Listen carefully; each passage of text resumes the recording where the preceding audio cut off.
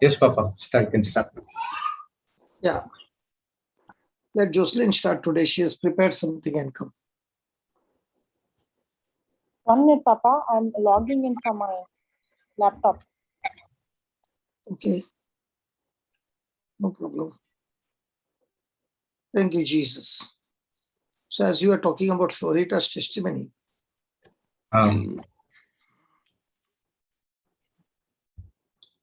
Florita was quick to listen to the truth of the written word, but she had no experiential, she had not put it into action that she could experience.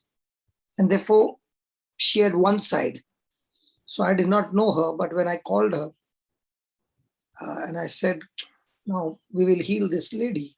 So she was looking at me with great surprise. And I said, did you listen to the teaching that there's a well inside of you? And she said, yes, I believe that there's a well inside of me. I said, when did you believe? She said, just now when you shared. So I said, in that well is God's power. She said, yes, I heard that as well. And with joy, you can remove this water out. With joy. So I said, can you have some joy that you are all excited that you are going to heal this lady?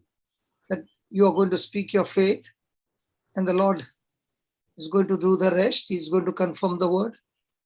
And she said yes, but deep down it would have been a big question mark. But the moment the lady got healed, Florita was flat on the floor, weeping and saying, I never knew that you love me so much. And that was the turning point of Florita forever. That one experience that she got the taste of it. And after that, there is no turning back. And the second taste she got when I was in depression and I met her at Calcutta airport. And that's when the Lord taught me how to grow the limbs.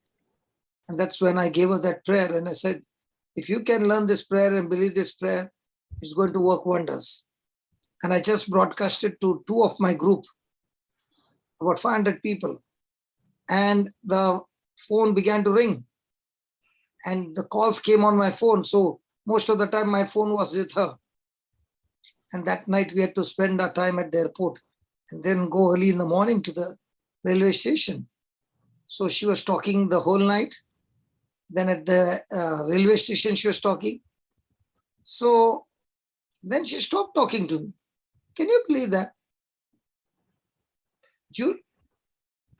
I said, my phone is getting engaged. I'll put your number and people will call you directly. So she began to get about 60, 70 calls a day. So she stopped talking to me. Can you believe that? It's not that she would stop talking to me because she was annoyed with me, but she became so busy that she didn't want to talk to anybody. And she got amazing results coming in, one after another. So she took a cousin now. She has a cousin there. So she began to train her cousin then. And that trip, she hardly spoke to me. So when you teach people, then they will lose people.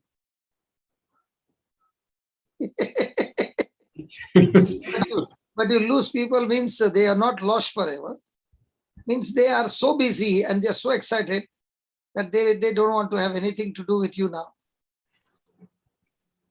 So that trip was a very, very different trip. Florita did not want to talk to me all the time on the phone. And today when I see her, wow, it has been so good. So good. Praise God. Jesse, your camera is very good. Huh? You look good. Praise God. And in this camera, I can see your eyes are open.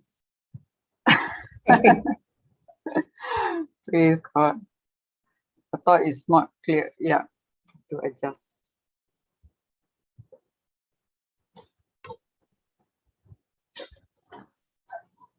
better?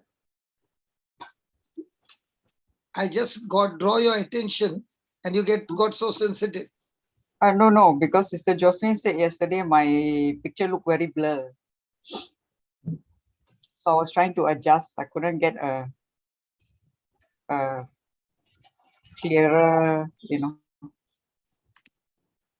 Praise God. Praise God. So Jocelyn, what have you brought today? Praise God, Papa. What is there for breakfast today?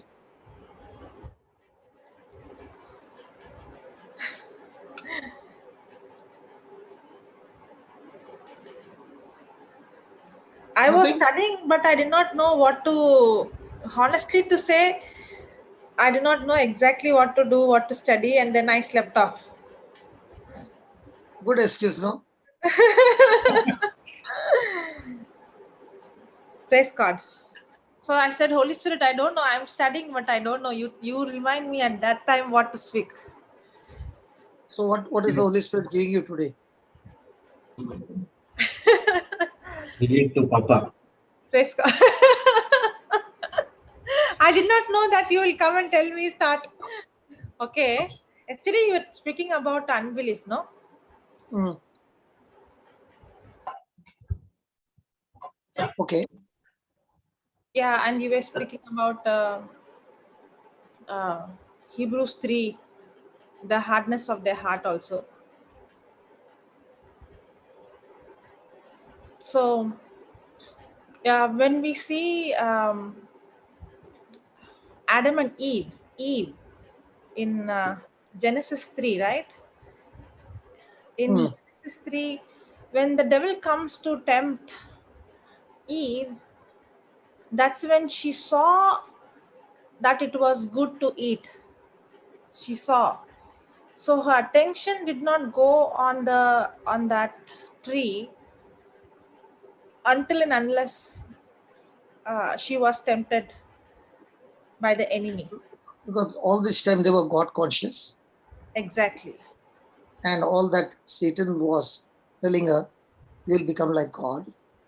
So he got her attention on self, and it was self benefits and self sufficient and self, all about self.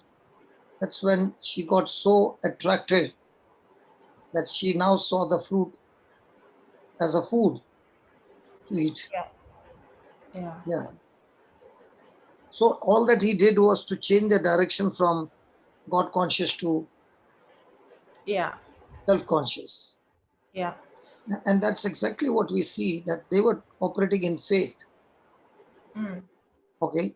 Whatever God said, they believed that word and they were operating in faith. So faith is like the law of gravity. Okay. The law of gravity has been put in motion by God. And whether you like it or not, all of us are operating under that law. In the same way, they were operating on the law of faith by default, because there was no law of fear active at that time, because it was not existing. There was only law of faith. Now, this word, what Satan was talking to Eve, was actually laying down the track of activating the law of fear. So when God speaks, he speaks the truth, and therefore it's always faith. When Satan speaks, it's always the lie, and that's why it's fear. And both these words are words carrying power. They both operate the same way, but they carry opposite powers. God's word comes to heal you, to give you life. Satan's word comes to destroy anything and everything that God has given you and make your life miserable and leads you to death. So this faith is of God, and God is a God, and God is a faith God, because he created the world by his word using faith. And that's why, to have a relationship with God, he has a system called faith. And the faith system is always on invisible. And the highest level of operating on earth is faith level, which is the spiritual level, which is the invisible world. Whereas the most lowest way of living a life is the fact world or the seen world that we are now champions in living, because the world which is ruled by Satan, he wants all academics, everything that we educate, every work system, everything should be operating on the facts. He doesn't want you to operate on truths. But the moment you operate on truths, you destroy his kingdom. And that is why for God, the only way I can please him is by operating in his system called the faith system. That's why the Bible says without faith, it is impossible to please God. So give me Romans 3:28.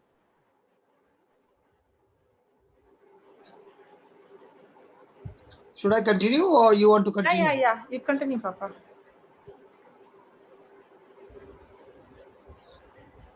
Romans 3:28.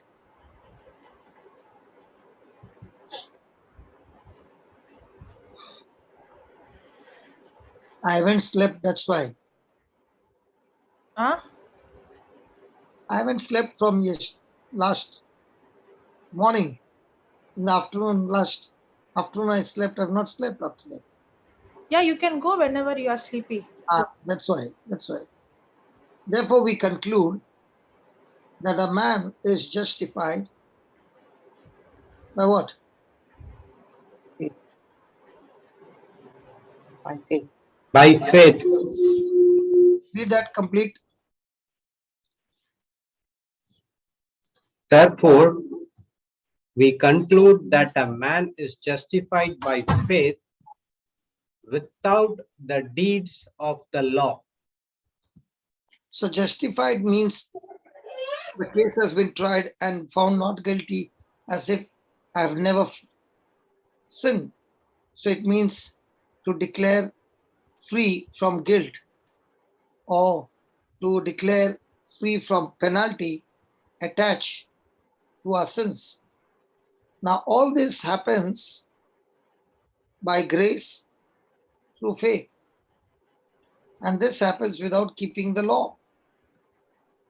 And this is where the whole issue begins, is that how can a person be justified, declared not guilty, when he has done so many blunders?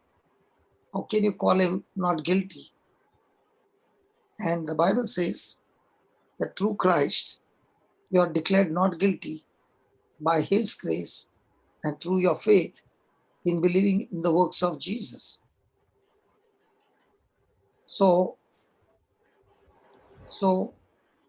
the person finds it difficult to believe that without keeping the law, how can I be declared justified, clean, not guilty, as if I've never sinned?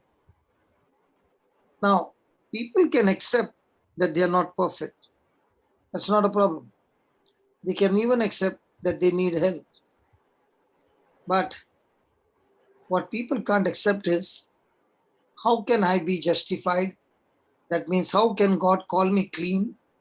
How can I have a right standing before God?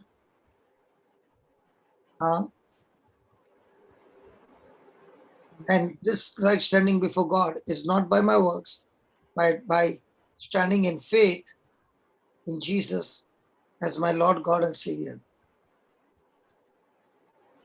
So the issue is, how can I be declared not guilty when I've done so many blunders in my life? So at least there should be a minimum standard of keeping the law, and then grace will cover the rest. At least that should be there. But what the word is saying is, grace mixed with any kind of work is not grace. Grace is what Christ did, and now it is not on what you did, but what you believe Christ did is what brings salvation. And that becomes difficult to believe because man's nature is that he wants to boast so that I can do 3% or 5% and rest grace can take over, but I can boast that I did it. Whereas God is saying in the new covenant with Jesus, you can't do one thing to save your life. The only thing you can do is just believe in the sacrifice of Jesus. Praise God. Praise God.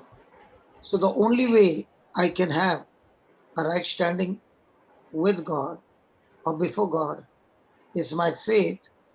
And what faith? Not the faith in what I did, but what Christ did for us. So the 10 minus 7 is how much? Jesse, according to the 700. Bible, 700. 100 or multiples, right? Now I'm going to give you another new equation.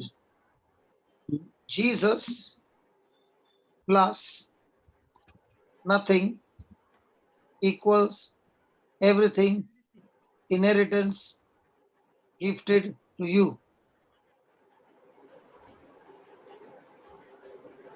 Jesse, I like to see your expression. Let me give you the Jesus, equation again.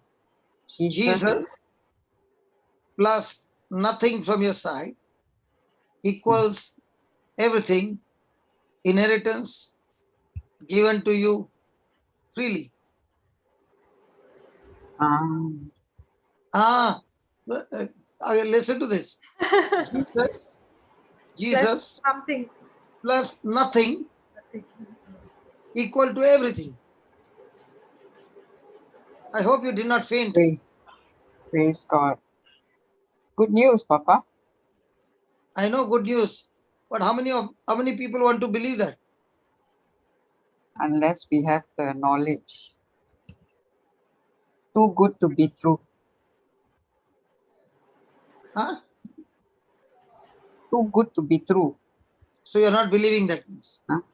No, that's the gospel, isn't it? So are you believing or not believing? You tell me. Yes. Otherwise, I won't be sitting here, Papa. So you believe. Yeah. So Jesus plus nothing equals everything. Now look at the other equation. Jesus plus anything equal nothing. Yeah. Mm. Jesse, Anything equals look at nothing. Rachel. Rachel is saying, what is he teaching early in the morning? Has he come drunk? Now we are totally confused. Papa, I'm very confused with the nothing. Nothing. How can there be nothing? Thank God this time Jesse did not get confused. No. Jessie is confused. She has not yet opened her mouth. She's still processing. It has not yet gone in. Okay. Oh, okay. Okay. When Jesus is there, everything is there. Yeah, good. So you do Praise nothing. God. So you do nothing. No, we have to do whatever God has assigned to. Yes. It's not. Now I'm telling the equation is Jesus plus nothing equal to everything. Yes, So, yes. so you don't have to do anything. We have to be rooted in You Word need of to step God. into grace.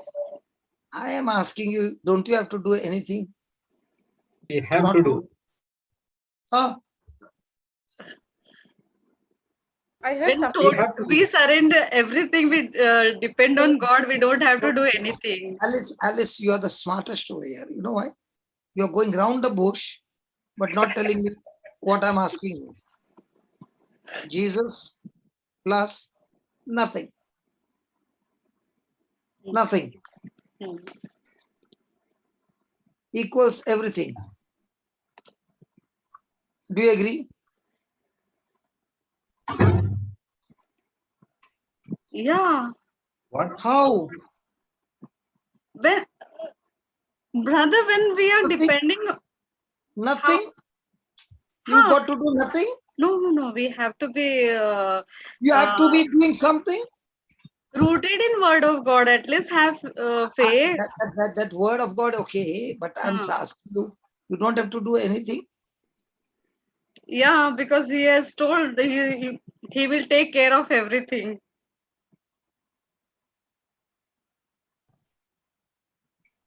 He has Just- told when God is with us, nobody can be against us. Roman 8:31. Okay, nobody's going to be against us. Then why those so many persecutions? Be- Then how come Stephen got stoned to death? That Bible I All didn't. the apostles were martyred. What are you talking?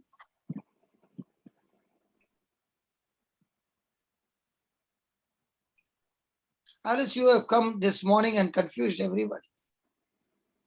Everything was going smooth. You came and confused Sorry. everybody. Now what to do? By saying sorry, what to do? See, Rachel, she's still holding a chin because it's going to fall off.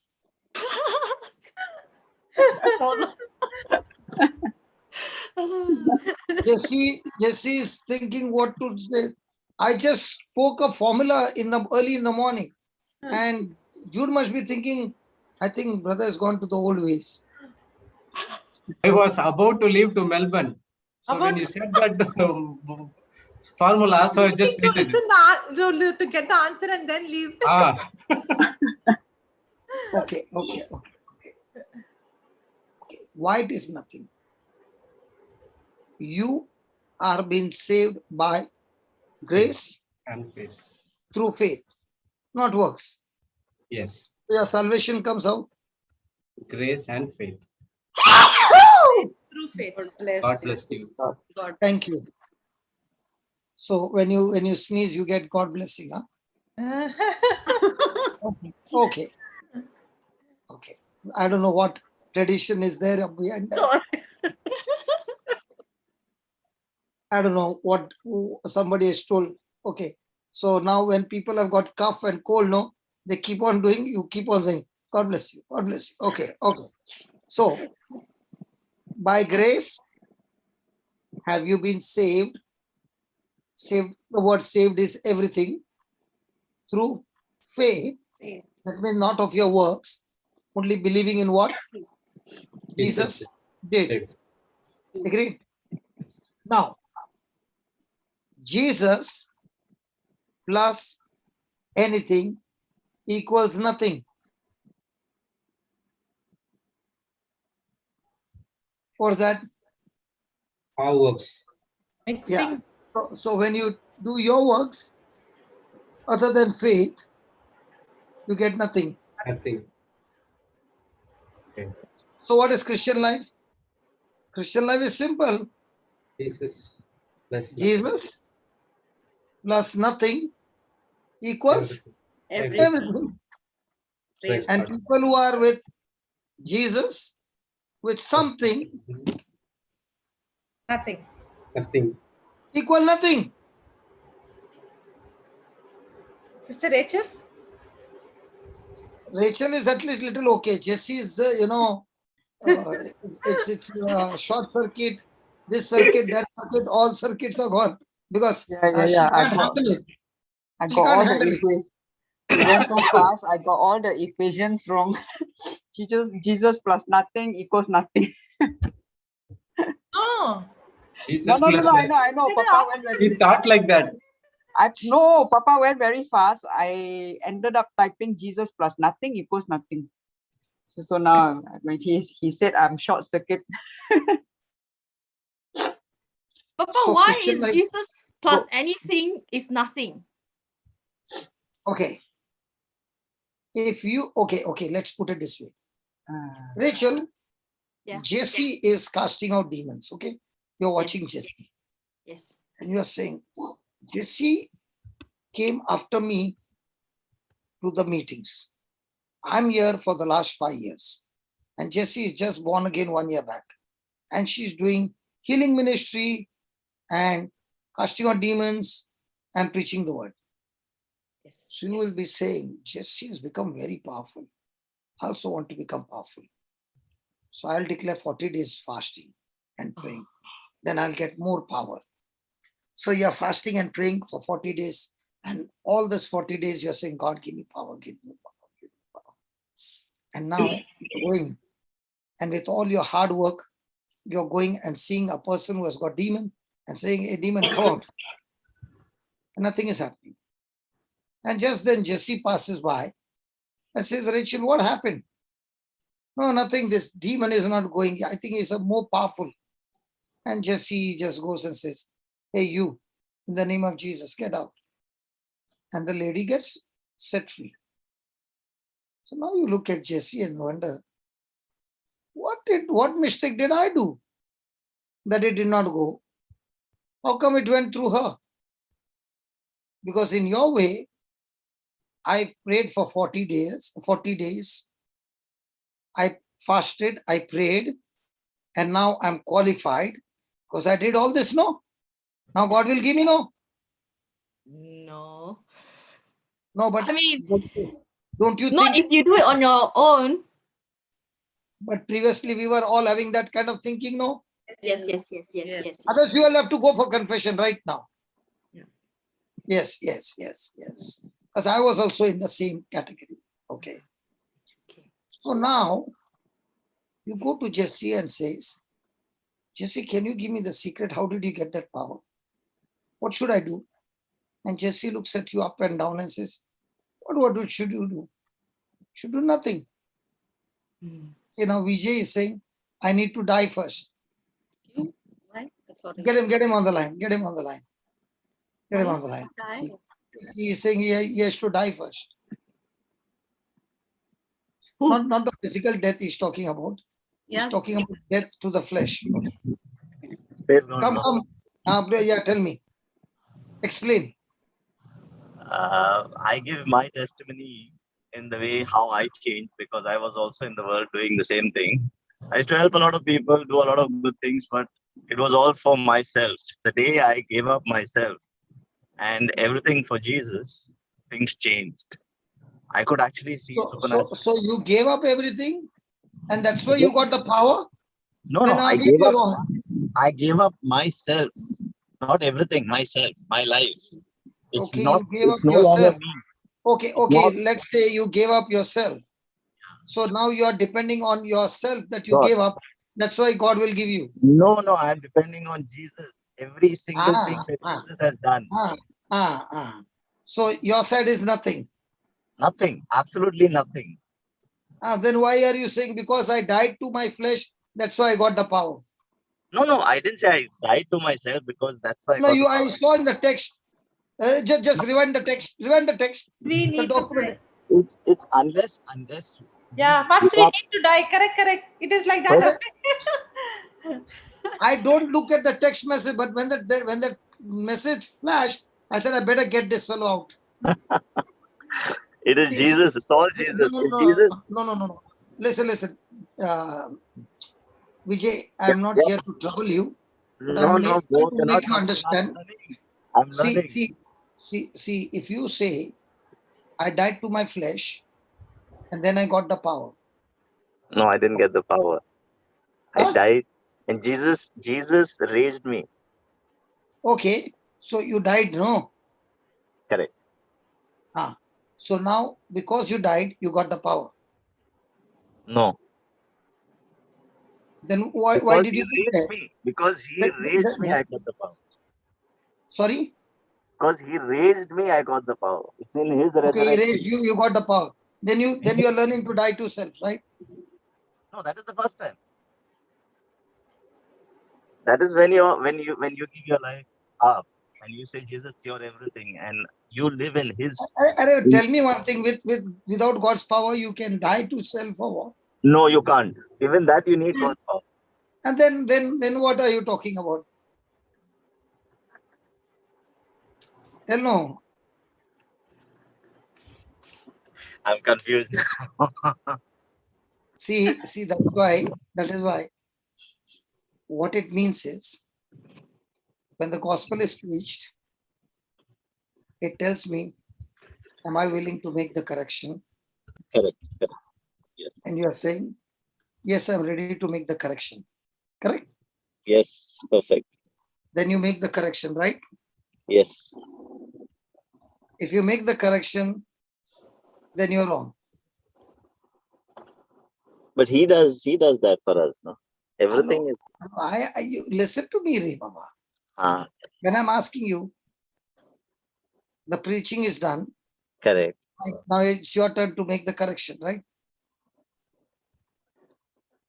The preaching is meant to make corrections, no, Re Baba. Correct. That's called, It convicts that's me. called It as convicts me. repentance. Correct. I It convicts me. That's And called I as repent. repentance. Yes. That's called as repentance. Yes. Now, were you able to do the repentance? Yes.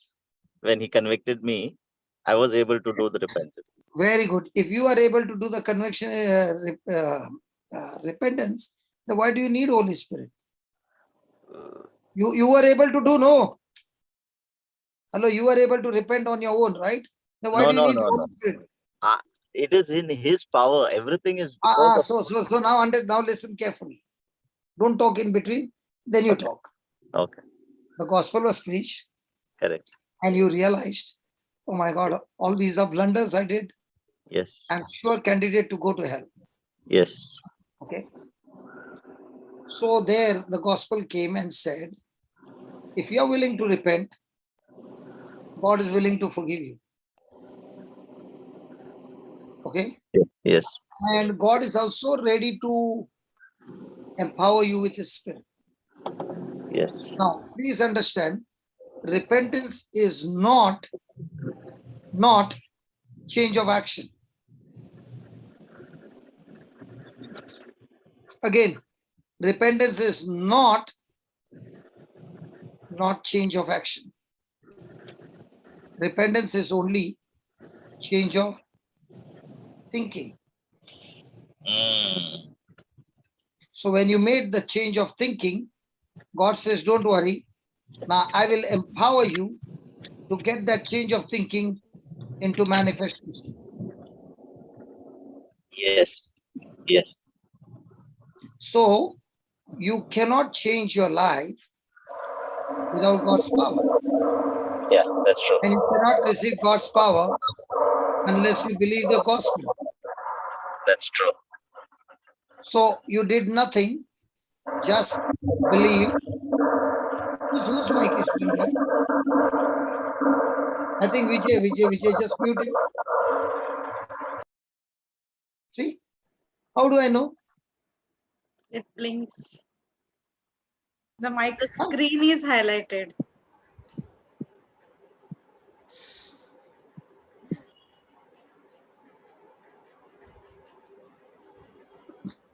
So,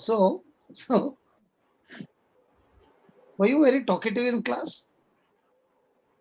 Me? Yes. That's a mark of a good preacher. Thank you. I know. Even I was very talkative. They used to chase me out of the class also sometimes. Same there. Please, you don't do. Same. I want to be in the class. Now I have option. I can see on YouTube also if you send me out of the class. He also was sent out from his class, sister. Praise God. So we were outstanding. I was outstanding. Okay, come back. Where were we? So We were repentance is change of thinking and it's not action. So you did not do one good thing, only decided to change, and that decision to change, the Lord gave you the gift of being adopted in the family, the gift of the Holy Ghost, inheritance, everything you got the moment you change your thinking. So what is the formula now? Jesus, you doing nothing, Nothing. You equal everything, inheritance as a gift.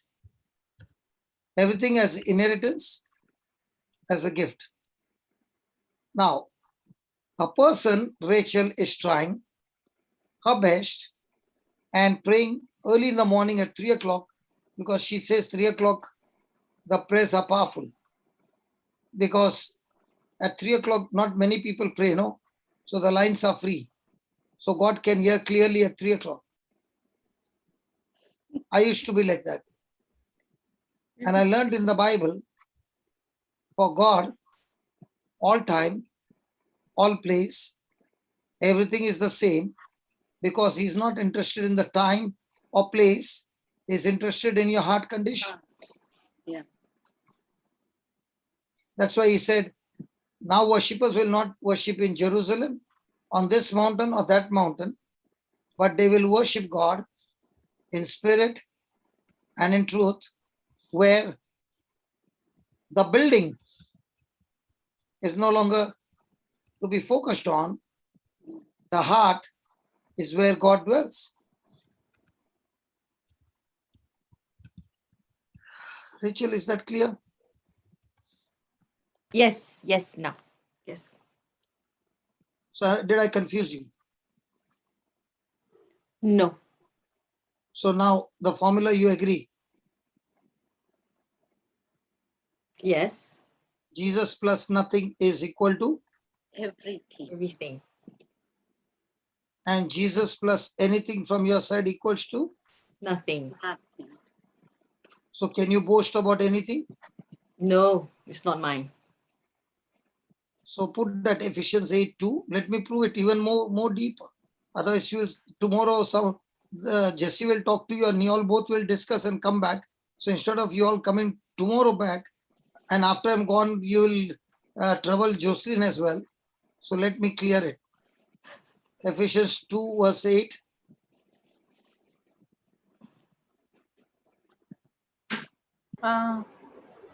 Marita is there, or should I put 1 minute? Yeah, you put no. 1 minute time. Anyway, you are on the Yeah, laptop, no? yeah. What? Do you want me to put? No, she'll put.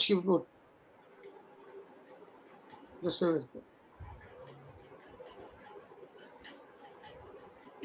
Oh, somebody closed my screen. Oh, Sister Marita asked to be made co-host. Sorry. I didn't know Brother Jude left. I've made you a co-host, Sister Marita. Sorry about that. First you keep a person out and then you say so. No, I didn't know I was host. I forgot that Brother Jude left. Yeah, it is like that only. We are so used to every morning. But we don't say anything. We don't take it to heart, because we are hardened our heart in that area. Praise God. And we are sensitive to the Holy Spirit, and we say, Lord, forgive her, she doesn't know what she's doing. Amen. Giving you training, Papa. Okay, for by grace. Are you saved? Through Rachel, you asked me the question. Come on. Yes. For by- by grace are you saved through faith, and that not of yourself. It is What? the gift, What? and that not of yourselves. So is there anything from your side? No. And is it a gift of God? Yes, it is. It is the gift And of God. what is the 9th verse? Not of works, lest any man should boast. So formula is clear now. Yes. Jesus plus anything equal to, Nothing. and Jesus plus nothing equal to. Everything. Inheritance. So now when you go home, you tell everybody, okay, Jesus plus nothing equal to. Everything. Everything. And Jesus by plus anything equal to? Nothing. And that's why there is frustration. Because the one who is working hard, trying to qualify himself, is really annoyed. Mm.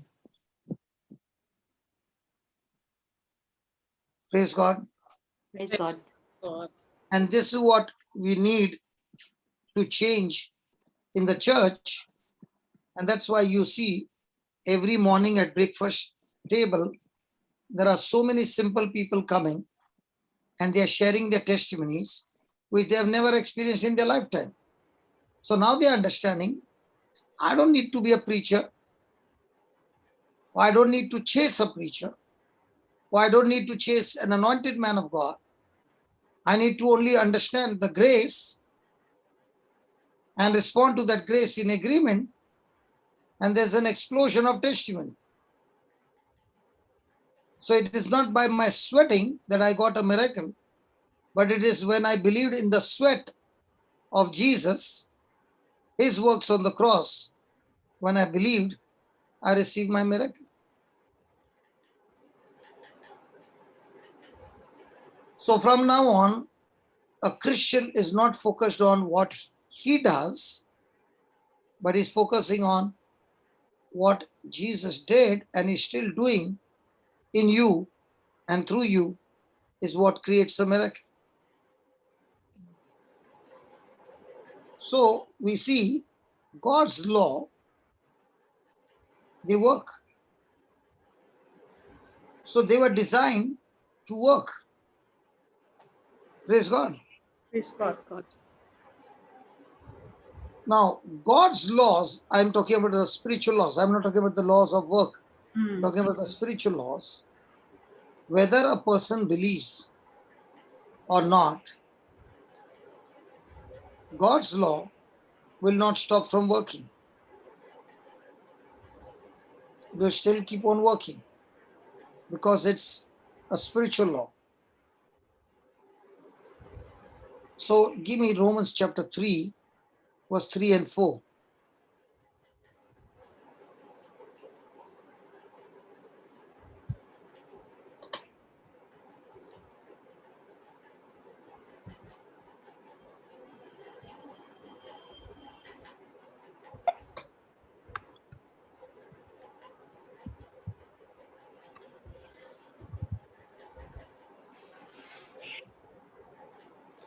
For what if some did not believe?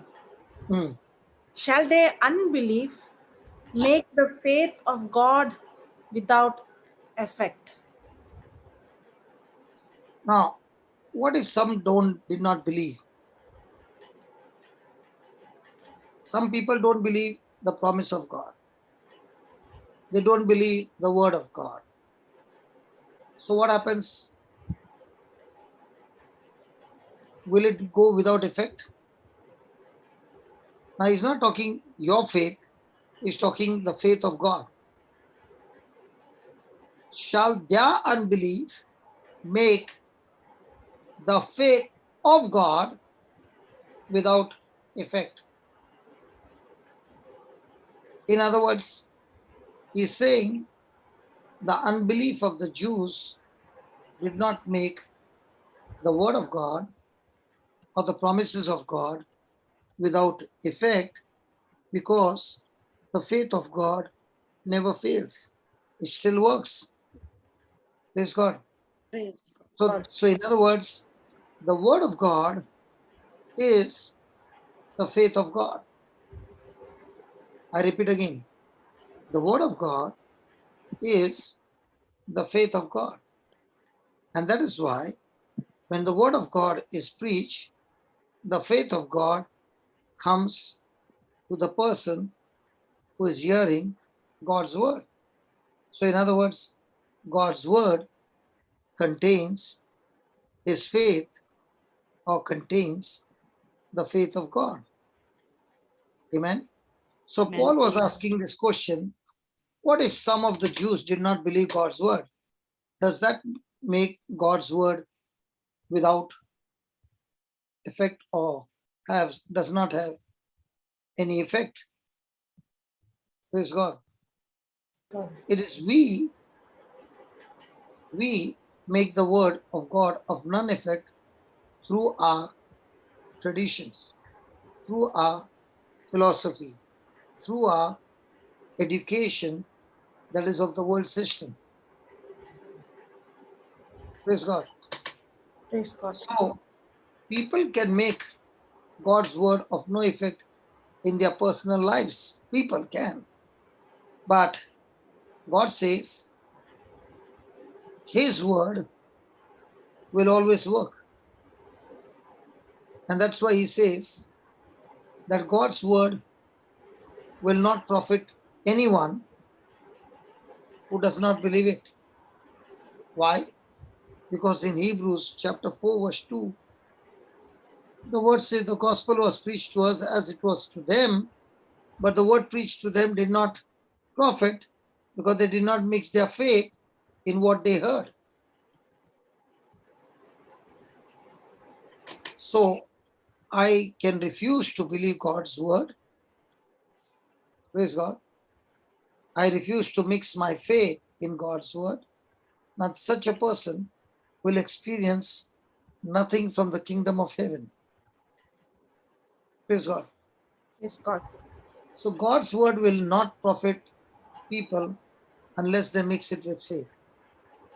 So the word of God will not profit anyone who does not believe it. But God's word itself does not lose its power. Now, for example, the COVID has started. The gospel of God is the power of God to destroy anything and everything. Now, when you preach the word of God, the person on the other side is waiting for not the preaching, but when will the preaching get over and when will the healing session start? So you see, he has got nothing to do with the preaching, but he is only interested in his healing.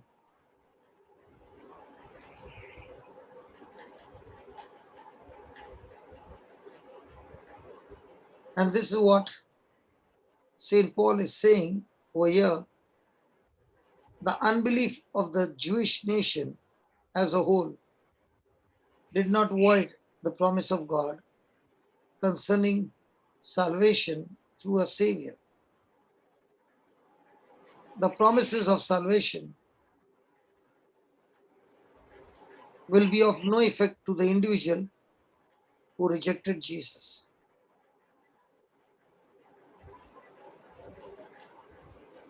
But to those who have put their faith in Jesus as a Messiah, the Word of God still has its power to save you.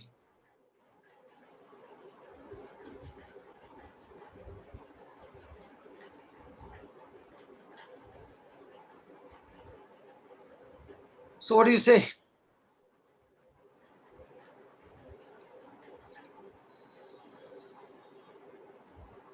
So, having read this, it is a clear proof that God's word has faith, and this faith comes from a supernatural seed called the Word of God. Let me repeat again. This faith or Bible faith does not come from the world, but it comes from the very land. Okay, it comes from there. And as you see,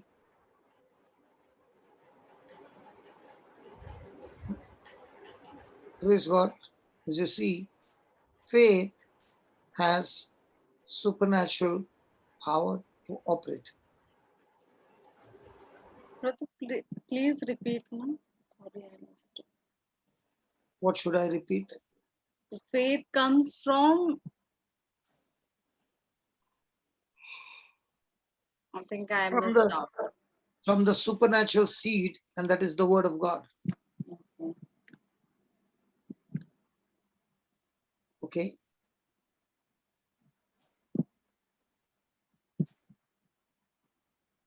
Is it done? Yes. Yeah.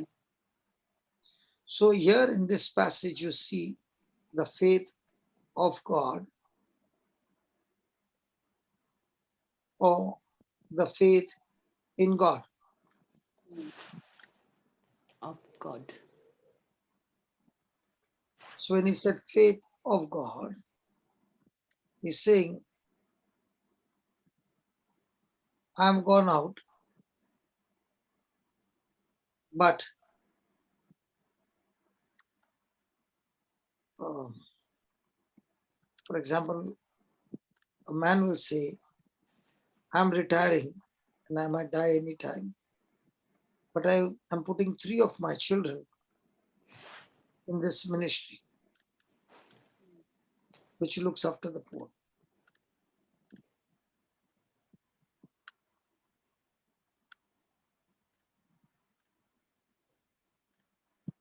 So this faith that comes from supernatural seed, Okay. this faith of God does not even fail.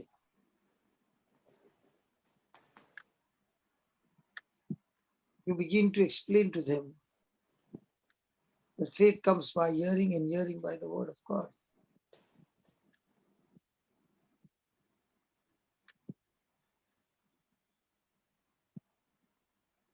Praise God. Praise God. Praise Thank God. you, Jesus. So when the seed is planted in your heart, the seed releases supernatural power that before anything happens, they arrest it there itself, not allowing to go out of the place.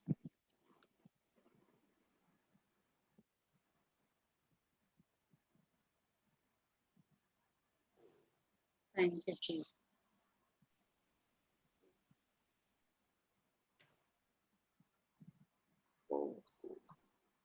Can I just leave? Yeah. Yes. Praise God. Yes. Praise God. So you can write some dictation and then I'll leave. Quickly write. Yeah. Faith comes from a supernatural seed.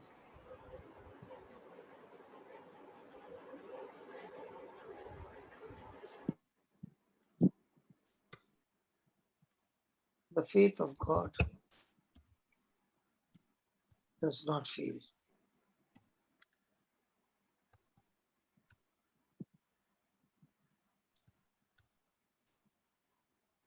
Okay? Yeah. The faith of God does not fail.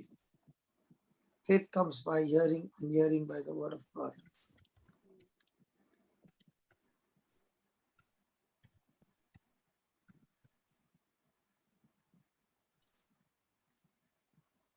Praise God.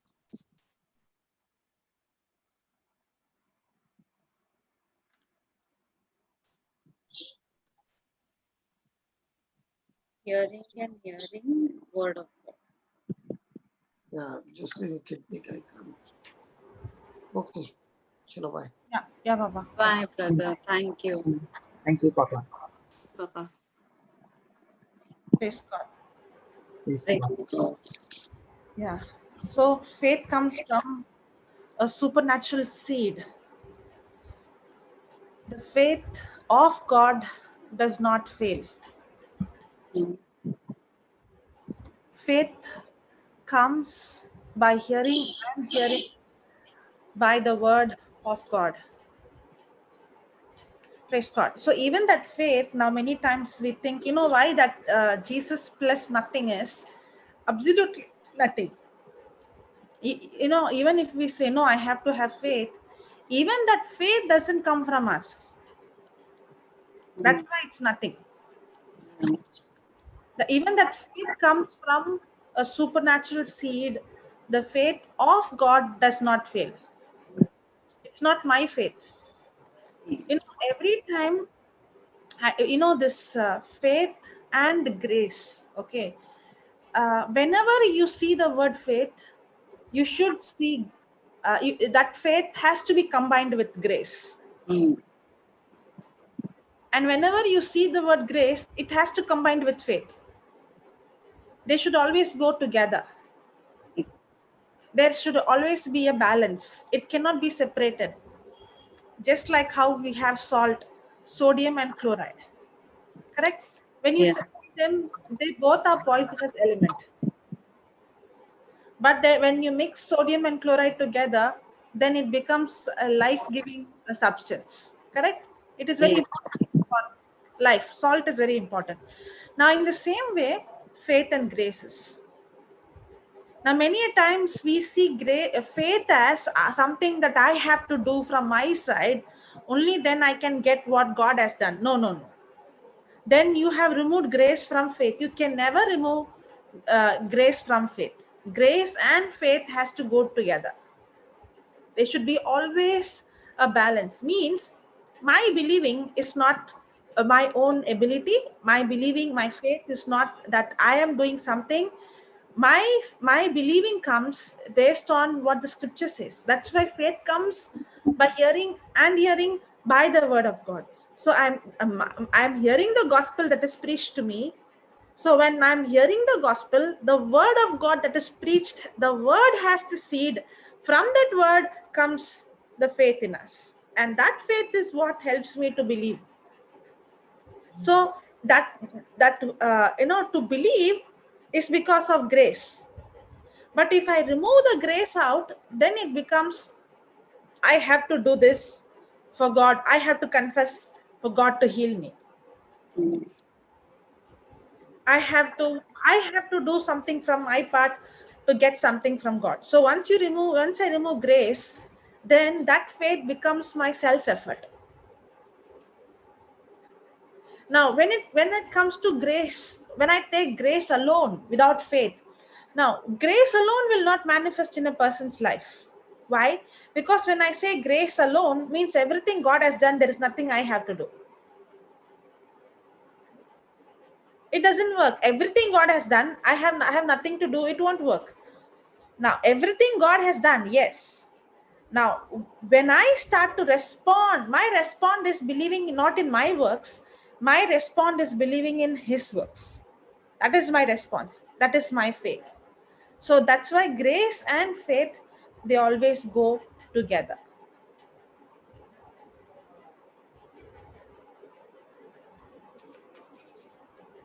Praise God. That's why Jesus plus nothing. Nothing means absolutely nothing. There is nothing that I do that qualifies me to receive salvation. Even that faith is not mine. It's a free gift of God. It's not my work. So Jesus plus nothing is equals to everything. But Jesus plus anything. Now, when many a times we try to mix, we say that what Jesus did on the cross is not enough. I have to do something. Plus, I have to do. Jesus died on the cross. He took my sin. He paid the price. But there is also something I have to do to earn. I have to live at least little holy. At least I have to live, do something good. Only then I can receive forgiveness. This is what is the wrong thinking that everyone has. We all had it. Yes. Because we thought only the cross and what Jesus did on the cross is not enough. There is at least a minimum qualification that I have to have from my side. At least a little I have to correct myself, or I have to live little holy, or there is some standard I have to maintain for God, for me to receive salvation. That's wrong. No, there is nothing I do that No, you're qualifies chewing gum. to receive salvation. No. Praise God. Thank you, Jesus. Correct? So that means Jesus plus anything. If I try to add anything for my salvation, is equals to nothing. Because I'm trying to qualify, I'm telling what Jesus done on the cross is not enough. There is something else I have to add from my side. Then it is equals to nothing. I'm not going to get anything. I'm going to get frustrated. Praise God. Yeah, Sister Jessie. Papa just now said faith of God or faith in God. So they are the same thing, right? Faith, see, Of God. faith of God is the faith that I received through the word. Okay, the same faith that is in Christ, that is in me. Now, because I have that faith of God, I'm able to have faith in Him. In God. So my faith in Jesus is even that faith in Jesus is a gift of God. Mm. If I would have not had the faith of God, then I would have not been able to have faith in Christ. Mm.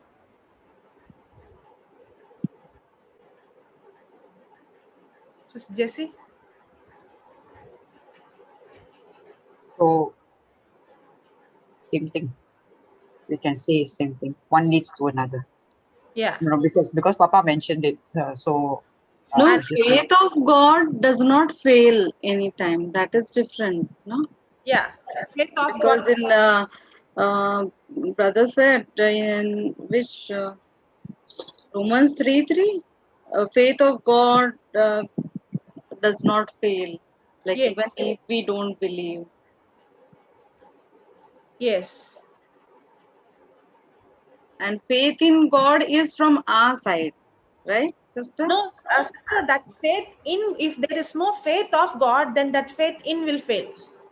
Okay. See, if I don't have the faith of the Son of God, and I'm trying to believe with my own, then it becomes human faith. There are two kinds of faith. One is human faith, and one is word knowledge faith. Sense knowledge faith and word knowledge faith. Now, the human faith will always fail, because human faith is based on the physical evidence. Now, for example, I'm flying on a flight, okay? Now, when I'm flying on a flight or I'm traveling in a bus, I may not know the driver. I'm not going and checking. You show me your license. Do you have the license? How many years experience? Have you had any? I'm not going and asking am I taking an interview No, with the driver? No. no. But then I go and sit the whole Yeah. night journey or the whole flight journey. I'm going and sitting in the flight. Now, that is human faith.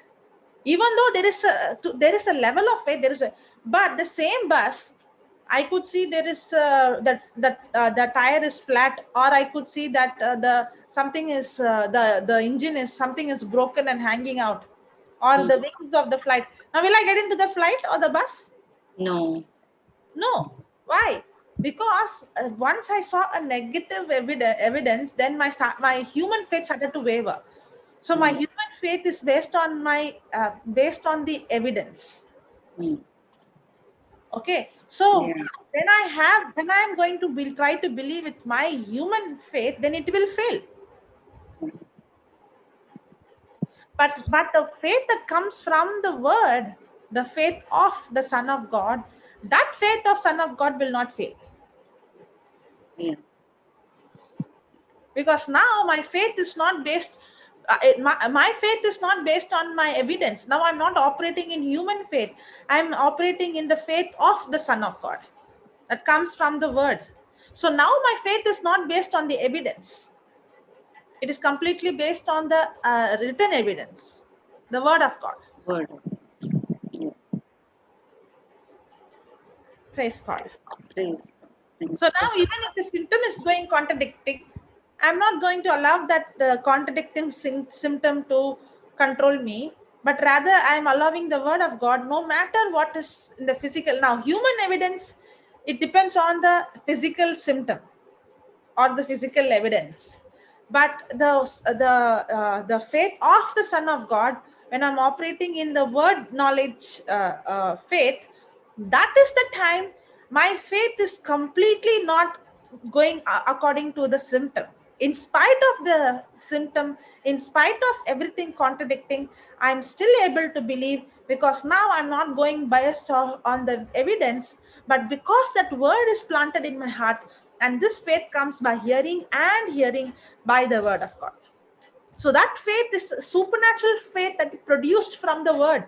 That is a gift of God. It's not my faith. It is the faith of the Son of God that is start manifesting in my life based on how much I consider, how much I pay attention, how much I spend time in hearing the word. From that comes that faith. Praise God. Did you understand, Sister Jessie, now? Yes. Thank you. Praise God. That's why many people, they say they have faith, but actually they are not talking about biblical faith. No. If you say, they say, yeah, I have a lot of faith, I've been praying. But the small symptom changes, they worry, they get anxiety. Because why? They are operating in human faith, not in the faith of the Son of God. Yeah. So that faith of the Son of God is not my own self-effort. It is the gift of God.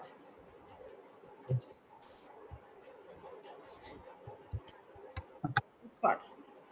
Yeah. Now, I mean, before coming into the word, actually, most of us do not know what biblical faith means. I mean, the faith that is defined in the word of God. We actually don't know that. That's why we keep saying we have faith, we have faith. I'm very strong in my faith. Even I said that, thinking that, but didn't know that it's actually human faith.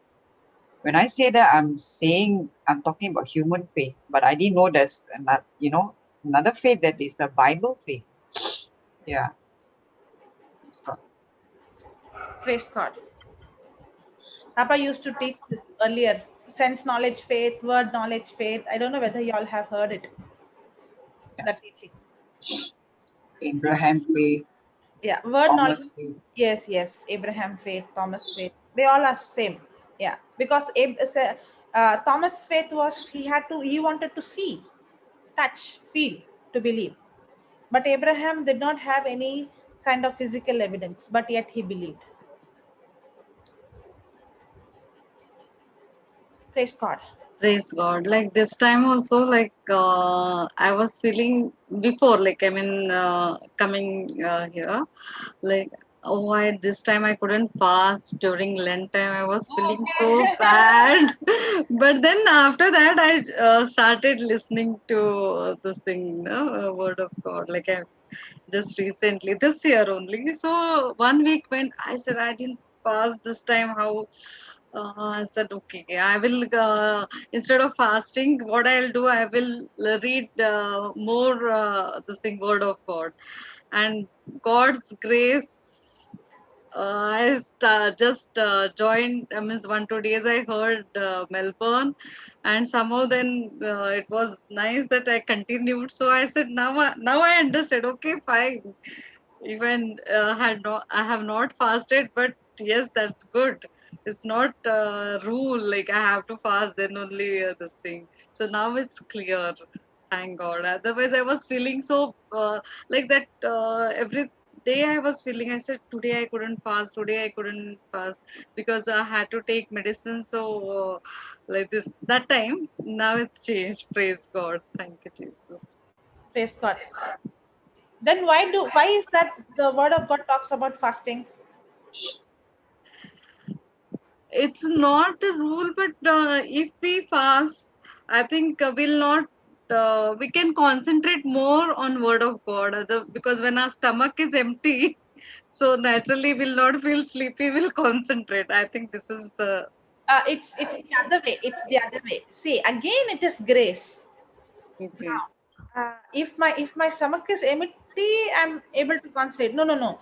If I start to feed my spirit, the Word of God gives the ability for me, so that now, not with my willpower, but through the help of the Holy Spirit and the Word of God that I'm feeding, I'm able to bring my senses to submit to obey to the Word. It's the other way. Now, for example, at one point, Jesus was telling the disciples when they were casting out, they were not able to cast out demon. Many people will misinterpret this scripture. They say Jesus said, for you to cast out these demons, you have to fast and pray.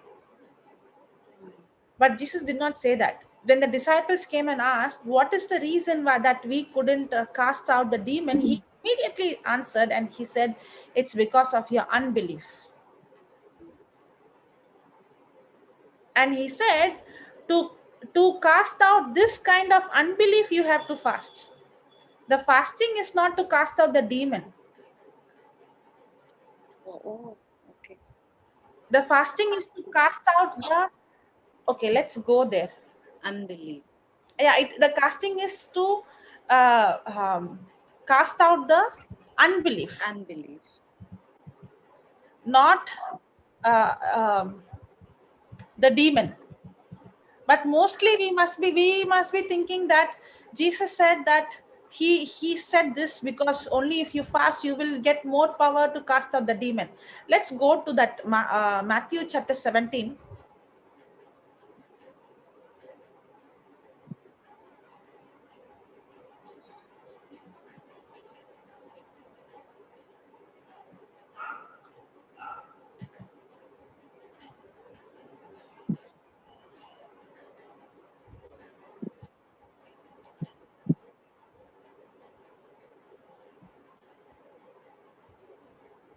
I think it's somewhere put. Marita, are you there, Marita?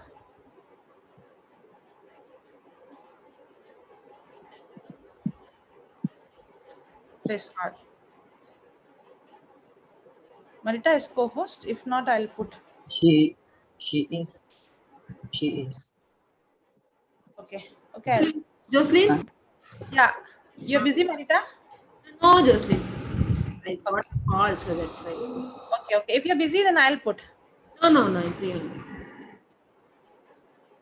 It's scripture?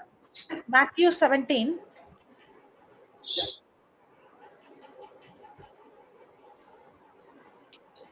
You can put from the 19th verse.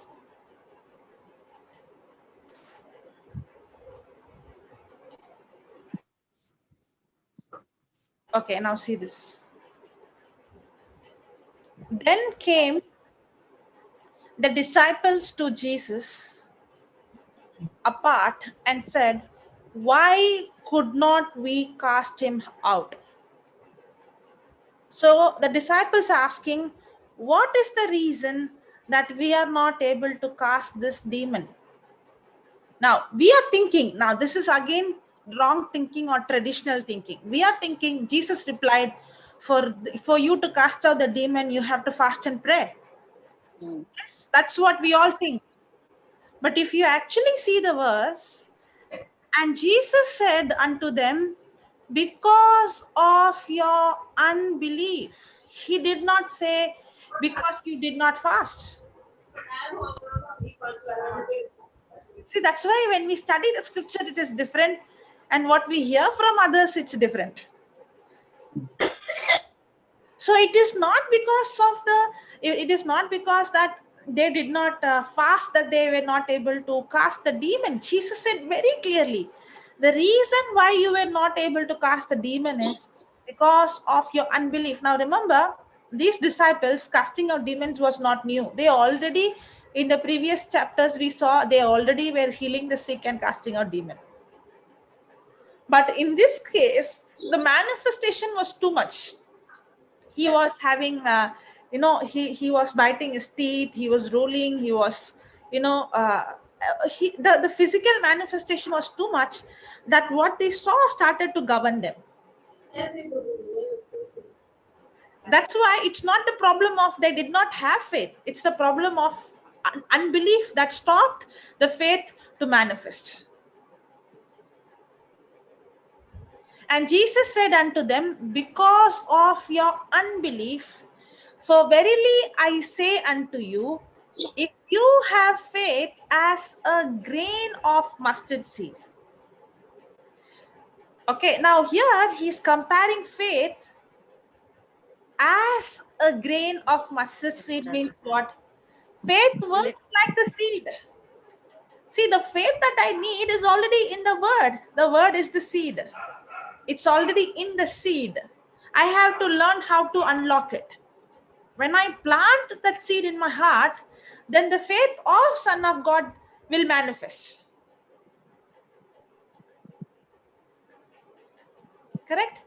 Faith of Son of God. Now, if you see a seed, if I without planting the seed, if I only keep the seed outside and praying, will the seed bring harvest? No. No. The same way, Jesus is saying, this is how faith works on the system of the seed. The seed has to be planted, and the seed first grows down the root, because if there is no enough root, little pressure is enough for the tree to fall. So they had the word, but the word is not rooted because there is unbelief more. Now little pressure was enough for them to waver. If Oh, you this is very nice. I mean, you explain. It should be rooted, then only. yes, yes, because that's what he's saying. Faith is as a grain of mustard seed. The seed might look very small, but the seed has the potential to grow deep down, it to be rooted. Now when the root becomes strong, then when the harvest comes, even in the midst of pressure, the tree can stand. So if you have faith as a grain of mustard seed, you shall say unto this mountain. Now when the word is rooted, that's why it is the faith of the Son of God. That's why even in Mark 11, it's talking about God kind of faith, speaking to the mountain without doubting in the heart. The scripture says, when you speak to this mountain without doubting in the heart, without that unbelief. Now, it is not that faith that is hindering, it is the unbelief that is hindering for the faith to manifest. So, whenever I say unbelief, unbelief means there are three kinds of unbelief. Okay, there are three kinds of unbelief. One is where the person doesn't have the word at all, ignorance. Ignorant, the person doesn't know anything. Now in this case, for the disciples, they know the word, correct? But many times we see the reason why we operate in unbelief is we don't know. In the beginning, we don't know 1 Peter 2:24. So that's why we had unbelief. That is ignorance. Now when a person is in unbelief of ignorance, it is easy to deal because all you have to do is to show the truth, especially the non-Christians. The unbelief is because they don't know, they are ignorant. All that you have to do is to just show them the truth, that's all. That unbelief is dealt. They will instantly believe and they will see a miracle. Now the second kind of unbelief is what is very, very difficult. You know what is it? It is really difficult to deal. It is really difficult to feel. Some people come and ask me, why is that these simple people, these illiterate people, these non-Christians and all, they accept so easily. We are Christians from birth and it is very difficult for us to believe. I say the problem is they have unbelief, but you have disbelief. The second kind of unbelief is disbelief. Now, what is this disbelief? This disbelief is you are believing something that is not according to the word of God. That is wrong believing. For example, God is the one who gives sickness. What is that? Disbelief. Disbelief. That is when a person is believing a lie, thinking it is true. In disbelief, it is difficult because the person already has a lens. That is a lie. And even if you're preaching the truth, that person is receiving that truth with the lens. That's why that person is getting confused. That's when that it is very hard to accept for that person, that it is very hard for that person will say these words. It's very hard for me to believe that by the stripes and wounds of Jesus, I am healed. The reason is it is disbelief. You have lot of teaching that is actually not in the Bible. For example, fasting. Jesus never said that. The reason you couldn't cast out the demon is because of your not fasting. He did not say that. I showed you very clearly. Jesus said unto them, because of your unbelief. He did not say not because you did not fast. He said it is because of your unbelief that you are not able to cast. But again, there is a wrong teaching. And you are only ready to see through that lens. Even though if I say unbelief, you're saying, no, you have to fast. Why? Because it is disbelief. And this disbelief is very difficult to deal because the person is believing the lie as a truth. And that person is trying to convince, I have studied in this theology, I have studied in that book, I have heard this so-and-so preacher saying it is right. But the person doesn't know that person's faith is based on some human faith. No matter how good that person is, as long as it is not in the word, God has to come first. The Bible has to come first. But but somehow they're convinced the Bible is second and something else is first. If it is not right according to the theology, then even if it is in the word of God, I will reject the word of God, but I will not reject the theology. That's very, very wrong. No matter how holy that person is, no matter how good that person is, no matter how many miracles that person did, that person is not equal to God. And if that person's word is contradicting to the word of God, you have to choose the word of God first.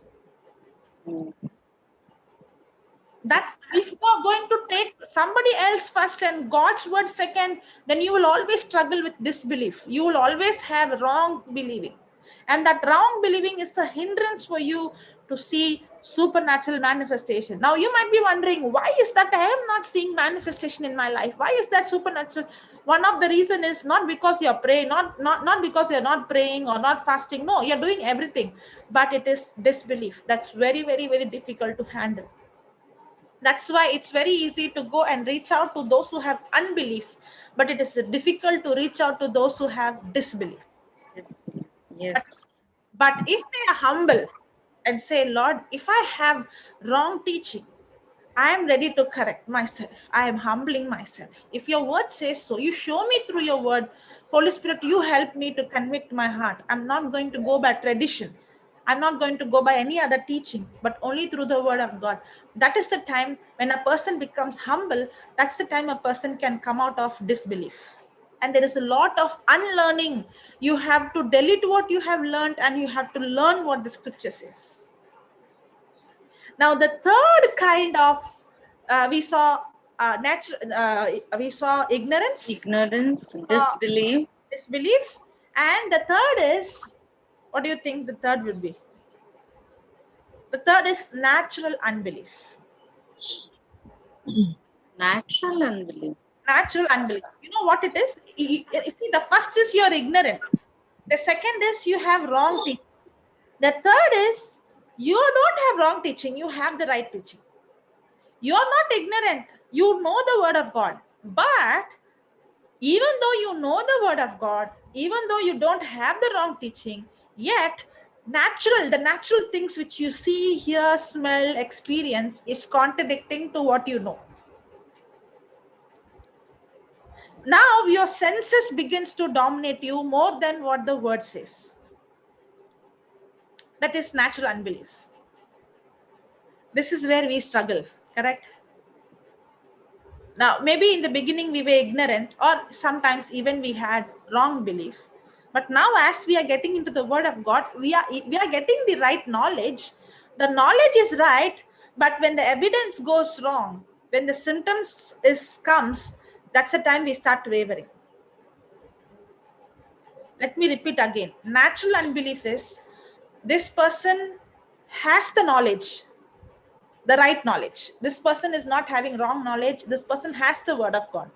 But even though the person has the right knowledge, even though the person has the right word of God, the symptoms, the senses is dominating more than the truth. That's exactly what happened to the disciples. These disciples were struggling not with ignorance. They were not having disbelief because they were having the correct teaching from Jesus. Jesus was giving them the right teachings, and they did not have any other background of philosophy the scriptures or the law, because they were all illiterates, correct? They were not scholars, they were simple people. So they had teaching from Jesus, so they had the right teaching because Jesus was teaching them, the disciples. Okay. And secondly, they were not ignorant because Jesus gave them the power and authority. They already casted out demons and they already healed the sick. So they don't come under first two unbelief.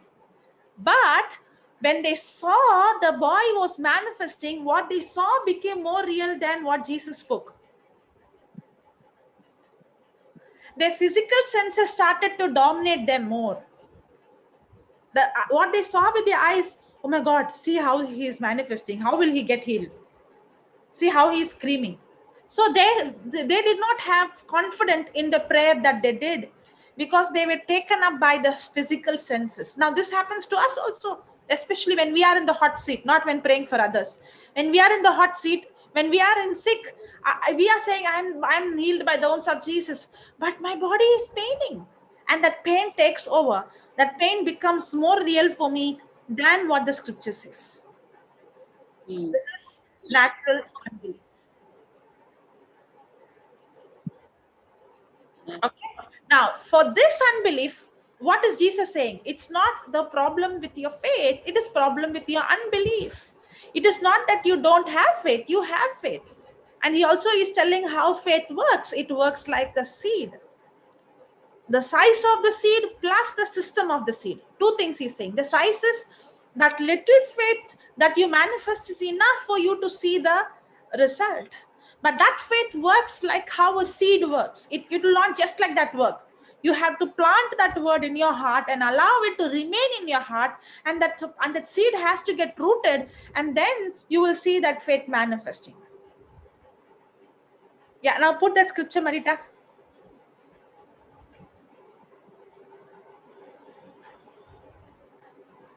That is, in this we go more on physical evidence. Yes, our five senses, our physical five senses dominating us.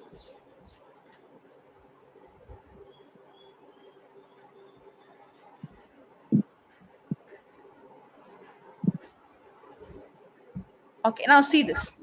And Jesus said unto them, because of your unbelief, for verily I say unto you, if you have faith as a grain of mustard, you shall say unto this mountain.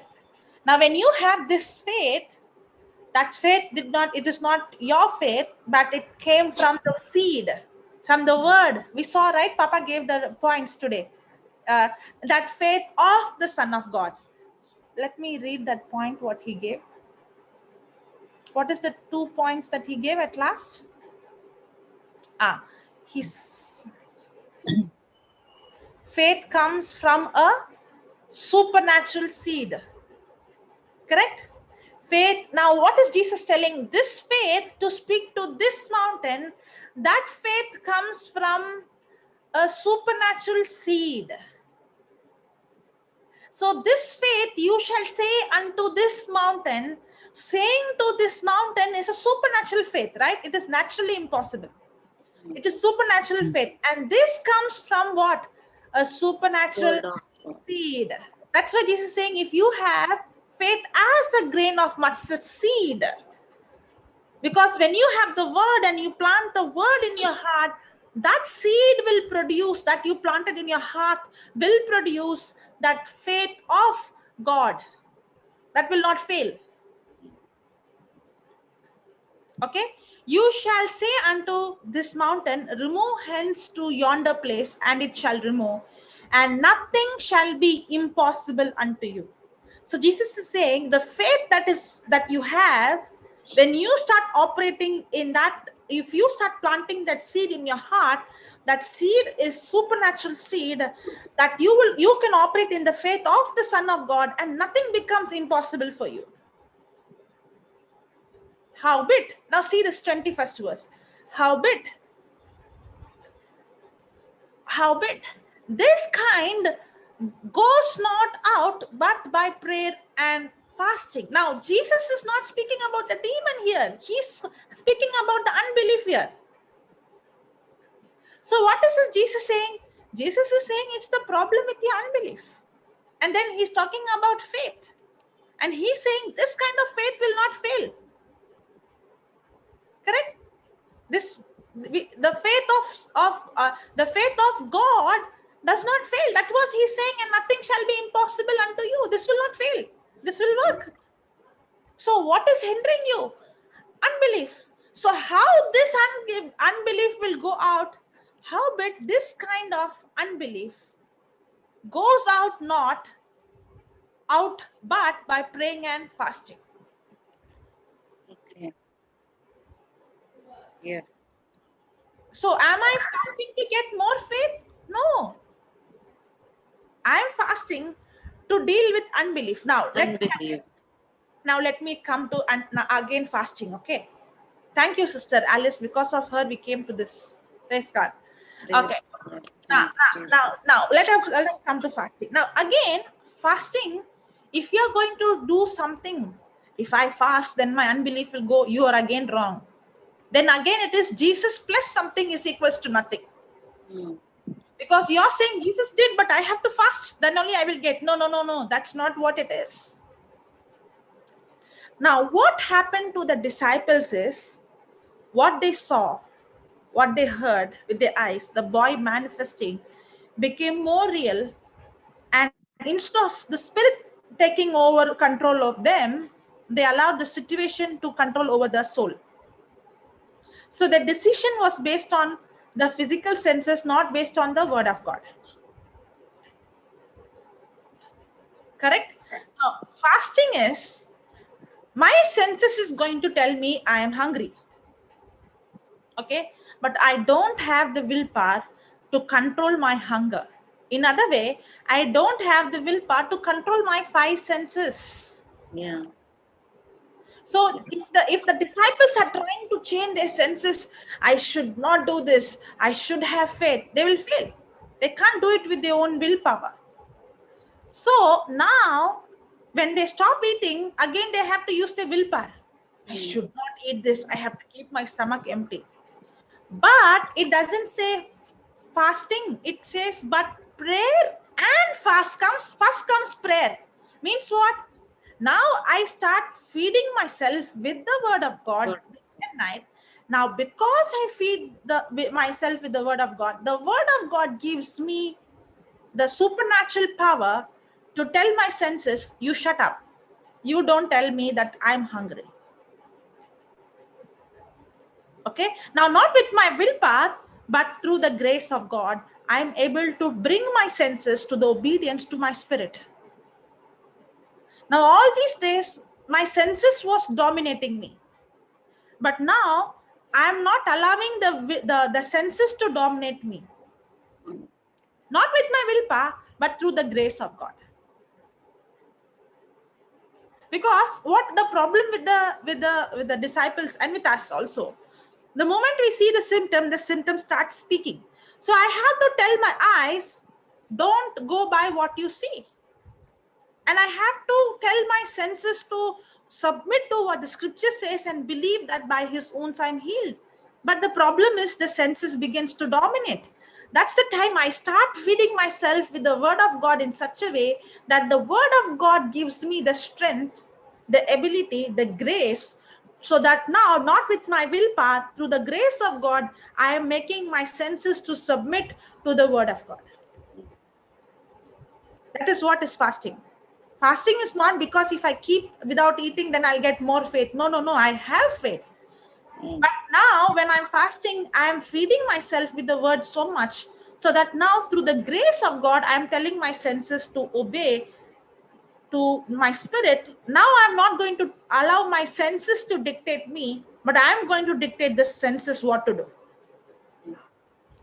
Now when my leg is paining, my leg dominates me. My leg will say, go and sit down. So I immediately go and sit down. Correct? When I'm feeling like giddy, my body will say, go and rest. Or immediately I'll go. Now I'm a slave to my senses. Correct? Every time it will say, I'm tired, I will go and sleep. Every time it will say, I'm paining, I will pamper it. Because I'm totally governed. Even though I don't want, I became a slave to my senses. But now, because of fasting, I have trained, you don't tell me that I am weak. I am telling you, I can do all things to Christ who strengthens me. You don't tell me I am tired. I am telling you, Jesus is the strength of your life. Now, I'm not doing it with my willpower because I'm feeding myself with the word of God day and night. That's what is fasting. That's why prayer and fasting. So the prayer is me feeding myself constantly with the word. Now I'm able to tell my body to submit to the word, not with my willpower, but through the grace of God, the supernatural power of God. Now I'm not trying my best with my willpower. I should not eat. No. The desire is gone. I'm not trying to sit in one place and say, I'm healed. No, it is the spirit sense has dominated me so much that the physical senses is not having any hold in me. Praise God. Praise God. That's Praise how God. it's all about how I am sensitive and hardened. When I am so much feeding myself with the word of God, I become so sensitive to God, I become hardened to the situation, to the problem. That's when that pain doesn't matter anymore. That situation or that trouble, that's why you see one person is going through one situation, the other person is also going through same situation. One person is broken, but the other person is victorious. It looks like it is not affecting that person at all. And you must be wondering why it's not affecting you. The reason why it's not affecting me is because I've been feeding myself with the word of God. My mind is renewed. My heart has become so sensitive. My heart has become so sensitive to God, and it has become hardened to the problem.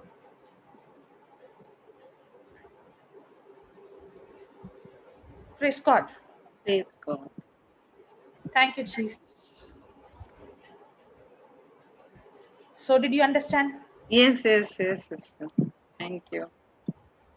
Sister Jessie disappeared. No, I'm here. Yeah. Sister Jessie, any doubts? I don't know how to put it in one word. What, sister? I don't know how to put it in one word. Okay. Fasting. But you brought out something beautiful from verse 21. Prayer comes first, then the fasting. You see, even in, I mean, if we notice, the word of God is so precise that even the order in which word comes first, there is a meaning behind it. Here it says prayer and fasting, not fasting and prayer, but prayer comes first. That means putting the word of feed. You said just now, prayer is feeding myself constantly with the word of God. Then only with that you make the how to say, because the word gives you the power to bring your natural senses, the five senses, to the obedience of the word, right? And that is how we fast. It is not how to say, it is not exactly the focus is not on the abstinence of the food, but the focus is actually on the five senses that is dominating us, which is why we are in the what do you call that, natural unbelief in the first place. I used to not be able to understand why you all use the word natural. Only later I began to understand, okay, natural means your natural senses. Because you have three, right? You have three types of unbelief. So I used to get confused. The first one is easy because it's ignorance. We all know ignorance, you don't know the word at all. And then you have this disbelief. So I used to get confused between disbelief and natural unbelief. Now it has become so much clearer. The natural unbelief is talking about being governed by our five senses. And you just gave the formula. Sorry, what did you say? You're muted, sister. You're muted. Sorry, I was saying this first would be fine. I mean, ignorance is very good. I mean, in all three categories. Ignorance is, but a person who's ignorant can also get into the next two also. No. If ready to learn, that is easy. This thing, because with this, what happened? Like, I mean, something I went to share. Like, I mean, somebody was not feeling well, and though she is practicing Christianity, but I just said, I mean, according to 1 Peter 2:24, why don't you say thank you, Jesus, I'm healed on rosary beads? And I mean, the way she looked at me, then I said, thank you, Jesus. Doesn't matter. She's ignorant. She doesn't know this. please help her to believe that. I just said in my mind, but like because I have just come into word, so she must be thinking today now few days she's learning and she's telling me that kind of the expression I had seen, but I just ignored it. But I just in otherwise first I would say, acha, like okay, miss it happens. No, I'm not there from so many years, and this person is there every day praying and everything. But today she's coming and telling me, so that is also like comes in second category now, like knowing the word but not believing. Yes, yes. Mm. Yeah. Praise God. Praise Praise God. God. Thank you, Jesus. You asked Sister Bina D'Souza to come every day. So she has come and I have made her co-host, just to let you know. Ah, She's very obedient. You say come every day, even if it's just for half Yeah. an hour. So she has come. praise God. Praise God. Okay, shall we write something before we will take Sister Bina? Okay? Yes. Yeah, okay. It wasn't for the disciples. Okay, for the disciples, you can write like that. For the disciples, it wasn't that for the disciples, it wasn't that they disbelieved God.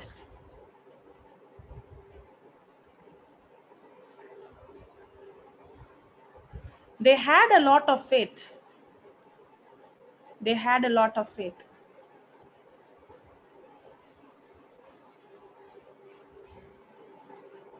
They had a lot of faith. They had seen God work. They had seen God work. And they had seen their faith produce.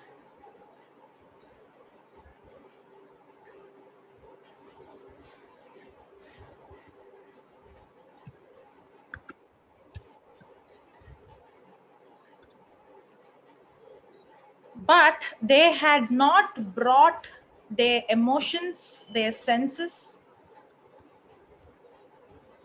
into line.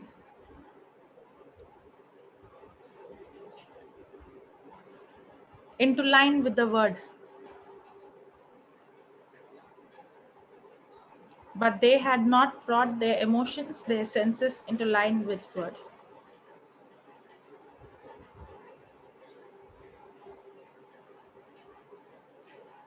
So when they encountered a negative situation,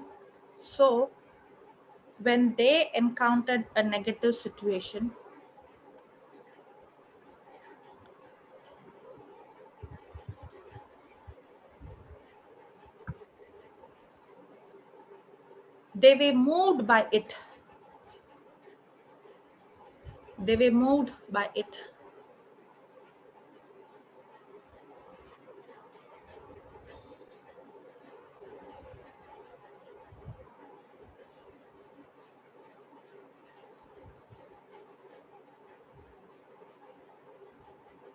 So they couldn't cast the demon out.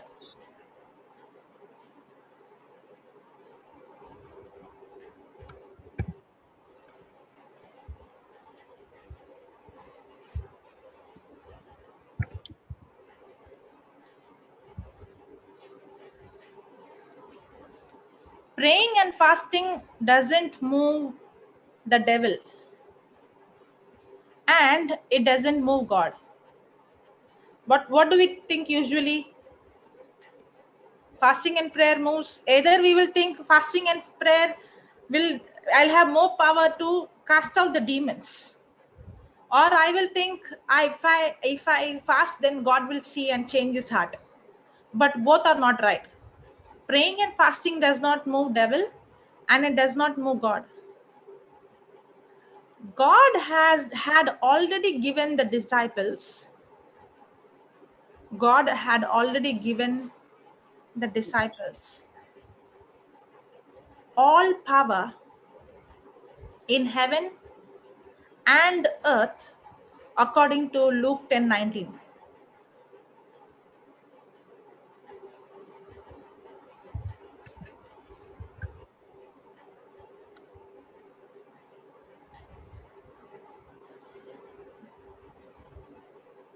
God had already given the disciples all power in heaven and earth according to Luke 10:19.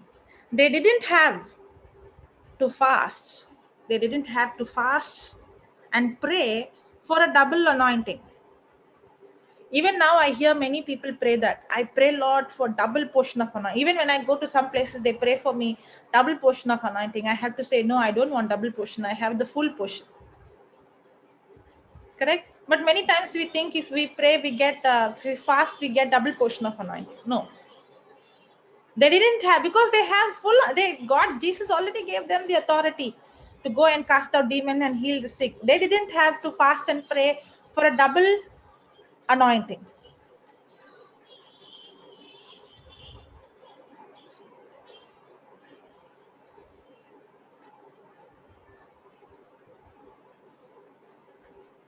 What fasting and prayer does is,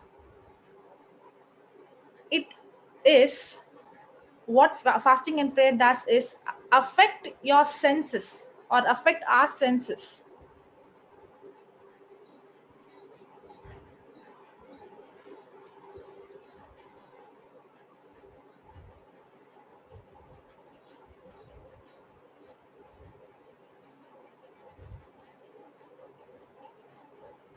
Affect our senses to bring them into line to God's word.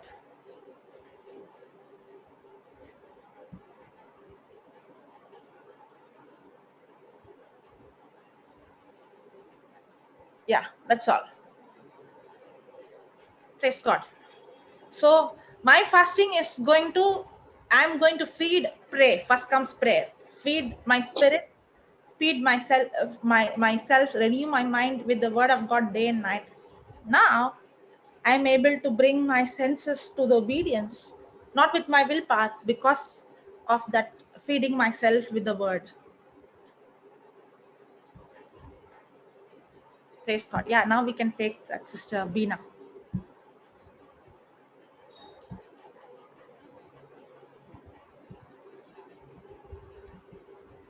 Sister Bina, are you there, sister? Is it okay for you to free to speak now?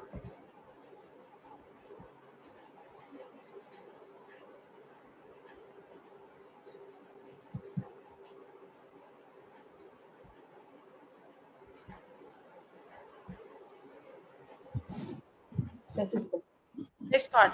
Yes, sir. Is it okay? Are you free to speak, sister? Can I join later? First, Yeah. Okay. Sure. No problem. Maybe in the second part. Yeah. Whenever you're free, you can unmute or you can raise your hand, sister. Okay. Okay. But I'll be listening. Yes. Sure. Okay. Thank you, sir. Praise God. Thank you, Jesus. Okay, let's go to Genesis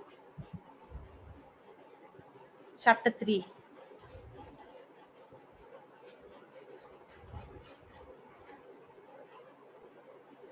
Okay, anything to share before I go there? Anything else to add or share? Or any questions? Okay. Praise God. Everybody is quiet, huh? Okay. Let's go to the 6th verse.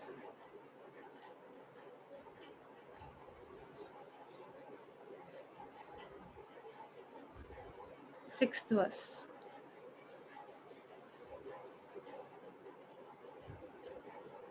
Okay. I was sharing this in the morning when Papa asked, but let me continue on that. Okay. And when the woman saw that the tree was good for food and that it was pleasant to the eyes and a tree to be desired to make one wise, she took of the fruit thereof and did eat, and gave also unto her husband with her. Where was Adam? With her. With her only. Praise God. And he did eat. Okay. What happens, Jesse? Suddenly you got up from your place and you came so close to the computer. No. I was looking at the verse. Oh, you're seeing really Adam was with Eve only. Was that Huh? expression like that? No. I knew because you highlighted last time. Okay. So again, it's refreshing my memory. Okay. Praise God. Praise Now, God. and when the woman saw that the tree was good for food and that it was pleasant to the eyes. Okay, now here we see the scripture says that the woman did not, the scripture says that when she saw, did she see? Yes. Now all these days was the tree there? Yeah. But did she see all these days? Yes. What did she get tempted? No. No. Why? Why is that all of a sudden? The tree is there, the fruit is there, and she was not attracted or she was not tempted. Why? Because she hasn't been told a lie yet. Okay. So her focus, attention on the tree did not come until Satan pointed it out. Yes. In other way, she never considered it. What she has not considered, she can never be tempted. Yes. Correct? Now, what I consider is what I get tempted of. What I don't consider, I won't be tempted of. Correct. Now, the thought of going and eating it or getting temptation did not come to Eve until the thought was put in her, and when she started to consider, ponder, she started to think, that's the time the temptation came. Correct? So, Yes. that means what I ponder, what I think, what I focus, what I pay attention is what is going to have mastery over me. That is what is going to rule over me. That means if, when God told them to eat all the fruit, if they would have been eating all the fruit, they would have been so busy that they would have even not thought about the tree of the knowledge of good and evil. They would have not even got a thought. He would have not even had a thought to rebel God, or she would have not even got a thought to be tempted. We cannot be tempted with disbelieving God if we did not consider something other than God's word. Let me say that again. We could not be tempted with disbelieving God if we did not consider something other than God's word. If Adam and Eve was busy considering what God said, and if they would have been busy eating all the fruit, they would have not even thought about eating the fruit. But when devil came and gave thoughts, and when she started to consider what the devil spoke, only then her attention went to that point where she started to allow disbelief. So it is the question about what am I considering?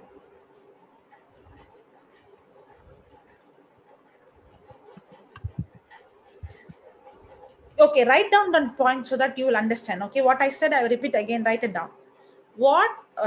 We could not be tempted. We could not be tempted with disbelieving God we could not be tempted with disbelieving God if we did not consider something other than God's word. Correct? Now, what does Romans 10:17 says? So then faith comes by hearing, and hearing by the word of God. If you and I keep meditating on God's word, then all that we do is that we will believe in God. So the question is, what is running here in the mind? What am I paying attention? See, there are two things. One is having the knowledge, another thing is thinking. I can have the right knowledge, but my thinking can be wrong.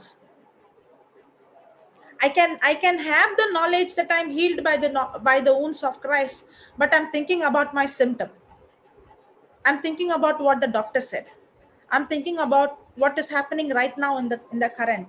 So what I'm thinking, what I'm considering, what I'm paying attention is what is going to decide whether I'm going to disbelieve God or I'm going to believe in Him. The very reason I'm tempted to disbelieve God is because of where is my focus, where I'm paying attention, what I am considering and what I am not considering. If the disciples would have been considering what Jesus spoke constantly, they would have not allowed what they saw to tempt them. But instead of focusing on what Jesus promised them, the power that is given to them, they were focusing on the physical symptoms. Are you understanding? Yes. You know, even Jesus saw the physical symptoms with his eyes. The same boy, the same symptom, when Jesus came and prayed, he got instantly healed. Maybe not instantly, in that very hour he got healed. Correct? Now, why is that when Jesus came, he was not affected by the symptom, because he was so much focused on the word of who he is and the Holy Spirit and the Father, that what he saw did not have an impact. Okay, now there are two people, okay, A and B. Okay, A and B. Both of them know 1 Peter 2:24. Both of them know Mark 11. Okay, but B is spending more time in watching the news. B is spending more time in talking to people and asking them, what is your symptom? What happened? What did doctor say? Which medicine you took? And watching some talk shows. How many people died and what medicine they took, which after the vaccination, all those things. But at the same time, every day 1 hour, that person is also coming to the class and sitting and listening healings and also seeing. But A doesn't know anything what is happening in the TV or what is happening in the world, but that A is completely engrossed in how Jesus was healing the sick and how people were raising from the dead, how Peter's shadow healed the sick people, how the deaf saw, and engrossed. Now, both of them meet a person who's either having a problem with the lungs or some problem. Now, this person knows the word, this person also knows the word. But this person thinking is more about the situation. But this person is completely thinking of, the person is so sensitive to God, but not sensitive to the situation. So this person is, when the sick person is coming and saying all the symptom, this person is saying, I am not interested. Shall I pray? And the person speaks life and instantly gets healed. Now this person is speaking and speaking and speaking, but no healing is happening. Why?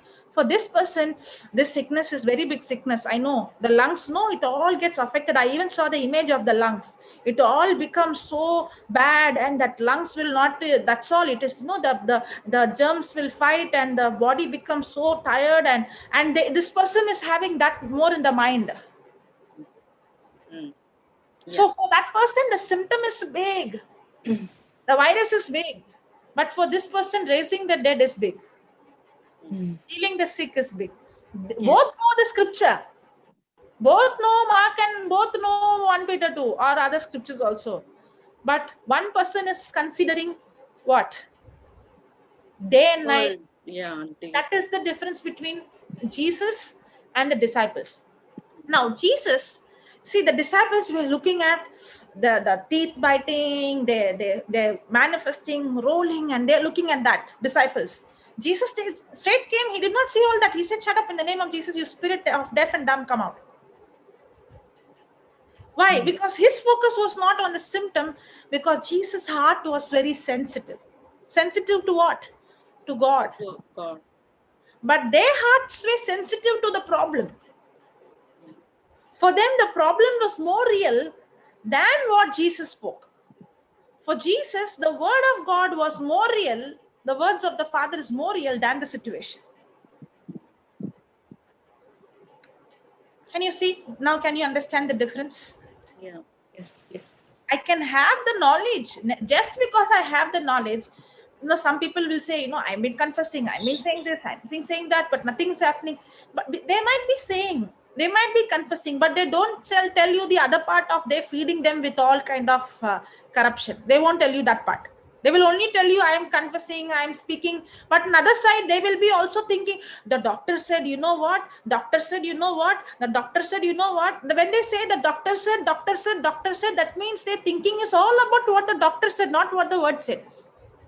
Yeah, I know, by the stripes and wounds of Jesus I'm healed. Yeah, I know. I'm speaking to the mountain, get out. But you know what the doctor said?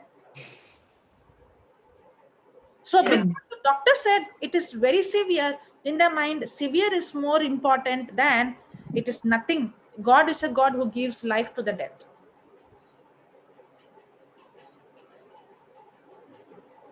Until and unless, that's why the devil always wants to come with information.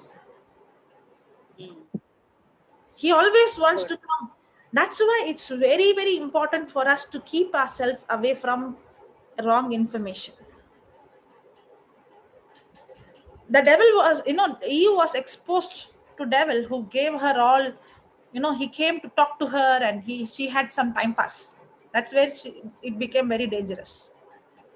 Many times we also have time pass and we also want to have communication with the world. We also want information. But you did not know those information are actually making your heart hardened towards what God has done for you. Maybe the world will call you stupid. Maybe the world will tell you have no general knowledge. I have got all those names. It is like if I don't watch news, it's like some crime. I did something very big because I am ignorant. And that person feels like, you are ignorant, you are a fool, you are dumb. You are not educating yourself with the knowledge. Same. Now, my question for me, it is how, the creator is the one created everything. He knows everything. Better I get the knowledge from him because I'm getting first-hand knowledge. You're getting second-hand knowledge. And that second-hand knowledge is all corrupted. There are so many lies mixed. What happened to Eve? She got information from the devil. What is that corruption? That is lies. Instead of she getting the information from God, she is getting the information from devil. And the devil is saying, this. And that's a lie. Now it looks like Eve becomes brilliant when she listens to devil, but she becomes a fool when she listens to God. That's how today it's happening. If you listen to the TV, you're brilliant. If you listen to the word of God, you're a stupid.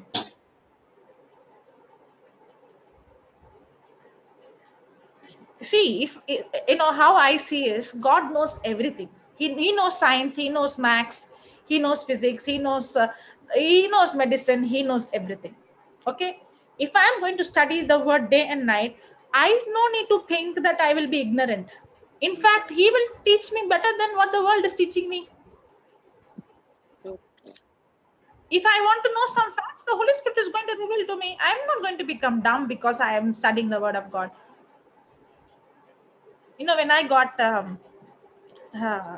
my job, okay, I got my offer letter. So my dad was little concerned about me. See, because out of love, okay, he did not know. He's not the same now. Okay. So he was a little concerned about me, and he came to me. He said, I don't know how you passed in your college. Honestly saying, I thought in 1 month you will come back home. I really did not expect you to finish your degree and finish your master's. I have no idea how you passed and how you got your certificate and how you got your degree. Maybe something you wrote and they gave you mark, I don't know. But when it comes to job, it is very practical. It's not like your education. You have to have real practical knowledge. And there will be a lot of politics. And if you don't, he did not want his daughter to get hurt. Okay, he did not want me to go and get insulted, not knowing anything, and then getting into some trouble. So he said that if you don't have general knowledge, the knowledge from the world, then it is not easy. You need practical knowledge for you to work in a company. Okay, because he could see me. Even when I'm in the college, when I come home, I don't come with my books. I come with my Bible, and they wonder, next week is exam and this girl is only studying the word. Okay, but they don't know. All my life I'm studying. I failed, but now I'm studying the word of God. The Holy Spirit is teaching me my subject. What others have to study 4 hours, I can finish it in 30 minutes. Because the Holy Spirit teaches me so beautifully. He makes it very, very simple for me. I can understand things what others cannot understand. I do it very, very different than what others do. Yes. Okay, so I did not have to spend a lot of time in my study, because that's why the Bible says, seek you first the kingdom and his righteousness. All these things will be added unto me. For me, all these other things were just added to me. I was not focusing on them. Okay, so what happened when he said all those things, I kept quiet, because I know he's telling it because he did not want me to go without any knowledge of this world and get into some trap. But I know when I get into the word of God, the Holy Spirit will teach me the things which I have to learn. Surely, even in my college, even when I was studying psychology, it looked like it was so many things were contradicting to the word of God. He taught me how to study. He taught me how to, even when it comes to maths and calculation, I never ever got pass mark in maths in my whole life. Not even, it would be mostly 0. Very rarely I would get 1 digit. Otherwise, 0. Even that 1 mark, no, doing the calculation, I never got correct. Somewhere the other, at least, even if I by heart and go somewhere the other, somewhere plus or minus, I will say 36 and write 39. Okay. Now what happened is, when I came to 12th, the Lord gave me a lot of wisdom. When I was in my 12th standard, I would always get 50 out of 50 for one word, without doing the formula, without doing the calculation. Once I read the question, I know the answer. The Holy Spirit gave me a technique where I can just read the question and I know what is the answer. Okay, my sister is the evidence for that. If you don't believe, she told me it is not possible at all for you to do this. How can you? I will ask. And she took that. You have this separate questions, all the questions separate book, right? From that she took randomly, and I told you ask me any question without any calculation, I'll give you the answer. Okay, and she used to ask me, and I used to give her the answer, and she's like, how do you know? Because she's very good in maths. And she's saying me, without the calculation, I can give the answer. Now, at that time, I was very, very weak. I was not yet in the word of God. So at that time, the Holy Spirit helped me. But then when I went to college, I had statistics. I took psychology. One of the reasons I took is I thought I won't have maths. But I did not know this. If there is no maths, then surely you have statistics. And I got caught. I'm like, there is no subject without numbers. I never got any time less than 80%. Never. Oh, praise never I got less than 80%. And the best part is, I used to teach others, especially those who are struggling. I say, I'll teach you very simple, very simple. And I will not tell them to read everything and sit and think. I will say, when you read, you have to find for this clue. And that clue is given to me by the Holy Spirit, okay? And I will teach that clue. If you see this word in this, then this is the formula. Simple. Don't waste your time. And you can actually finish faster than others. Now, actually, the Lord was, even when I went to job, even when I went to work, everything I could see that the Lord would give me wisdom. And the key is praying in tongues. That is the key. I would pray in tongues. And when I went to work, it was more for me to give the gospel. The work was second. Giving the gospel was first. And that's how I see, even though now I have came out from the company, I resigned, even till today, every day they have Bible class. Every day they have preaching, not only for the Christians, the non-Christians. So on the other day, I called one of the person in my old company just to speak regarding something. They called me regarding something. So when they called me, and that girl is speaking to me officially, and then she's telling, how our lives are changed. Every day we have people come. Every day morning we have, speaking the scriptures and praying before we start. In every block we have this, and then we share our testimony. And those who are sharing the testimony are those staff members who are coming new, non-Christians. They get touched with others who are here, and I could see how the whole company, they are being, and she's telling now achieving target is not at all a self-effort. I'm not doing anything. I have to only believe and speak, and the targets are achieved easily.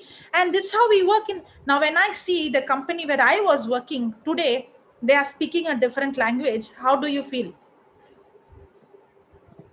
Very nice. It is like, why did I come here? I don't know. The knowledge. Now, because I did not have the knowledge of the world, okay, I see them, even they have any problem in the company or something or server, they say they speak to the problem, they speak to it. They are solving the issues in the company, not with the knowledge of the world. They're using the word of God to solve the issue.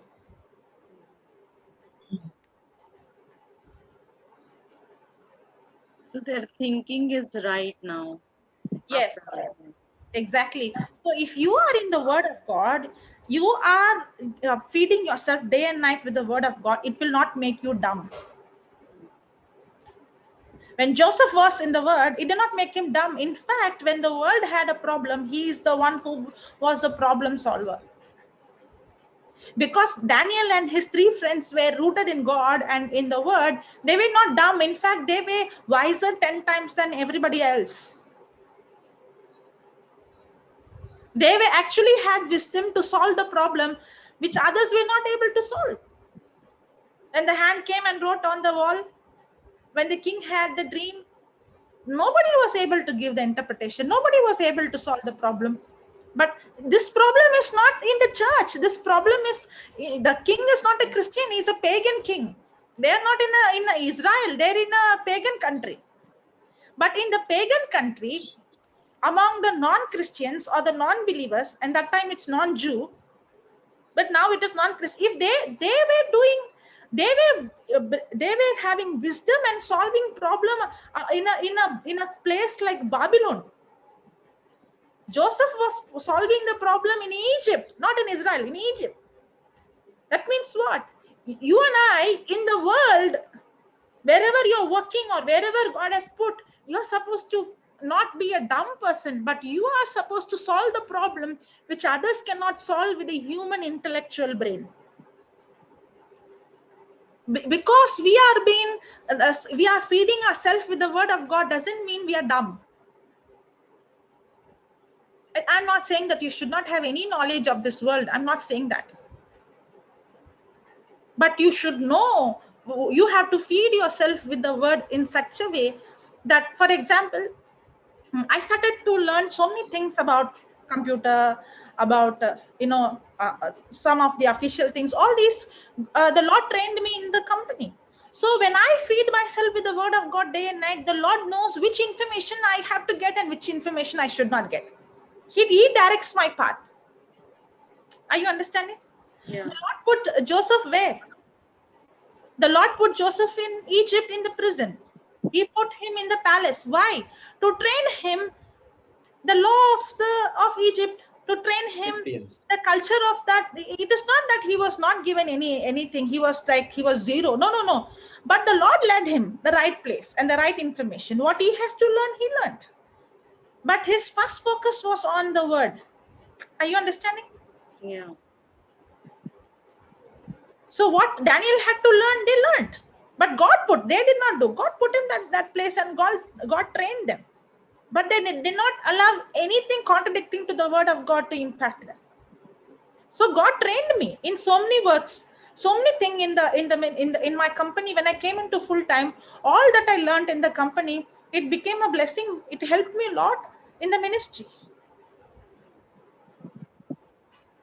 So I did not go in search of feeding myself from the knowledge of this world. I spent time in feeding myself with the word of God, and the Holy Spirit led me to the right place, what I have to learn, the right teachers, the right boss, the right, even my boss, everybody, God gave me the boss who's in the word.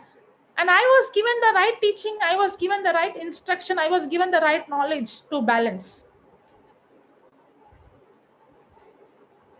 Praise God. Praise God. Praise the Lord. Thank you, Jesus. Thank you. Okay, so that's why, what do I consider? What did Eve consider? We have to have the knowledge, right thinking, Yeah. word of God. What I consider, what I feed myself. Word of God. Praise God. Okay, let's go to we wrote something, right? What did we write? Last line.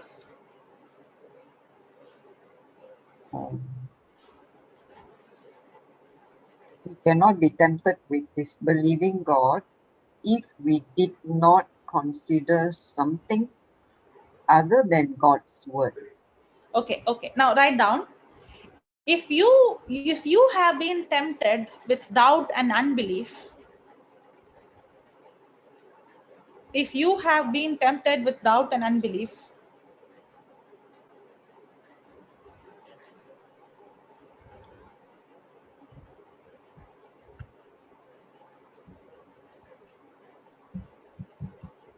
Josephine auntie is there? Okay, if she's there, take her. Huh? Okay, I want to ask her one question. Okay, first you will write this. If you have been tempted with doubt and unbelief, it is because you have been thinking about something other than the word of God.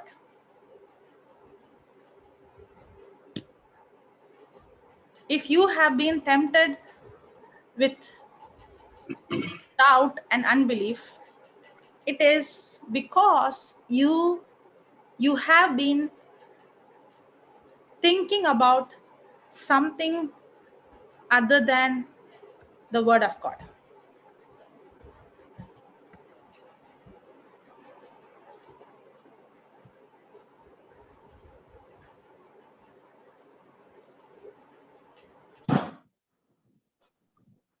Praise God. Someone has posted What happened, sister? Someone has posted a question on the chat. Okay. Can I read, or Okay. you want to take? Meditating one scripture at our heart with believing it, can we increase our faith? It is not about increasing more faith. It is, how to say, the faith is already there in our spirit. The more you meditate, the more it's like the wall, you know, the tap. The water is there. The faith that raised Jesus from the dead, that faith is in you. The faith of the Son of God is in your spirit. Okay, it is there in your spirit. But it depends on how much you are going to change your thinking, how much you are going to open the tap. Just like how the tank is there, the tap is there, there's a bucket. Now, everything you need is in the tank. But until and unless you don't open the tap, what is in the tank will never come to the bucket. So you have the faith of the Son of God in your spirit. So it depends on what you are focusing. The more you renew your mind and change the thinking, to the level of your changing the thinking is the level of you opening the tap.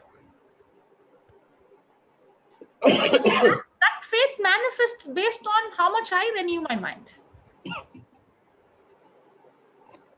Correct? So it depends on the word. The faith is already, the supernatural faith is already in the seed.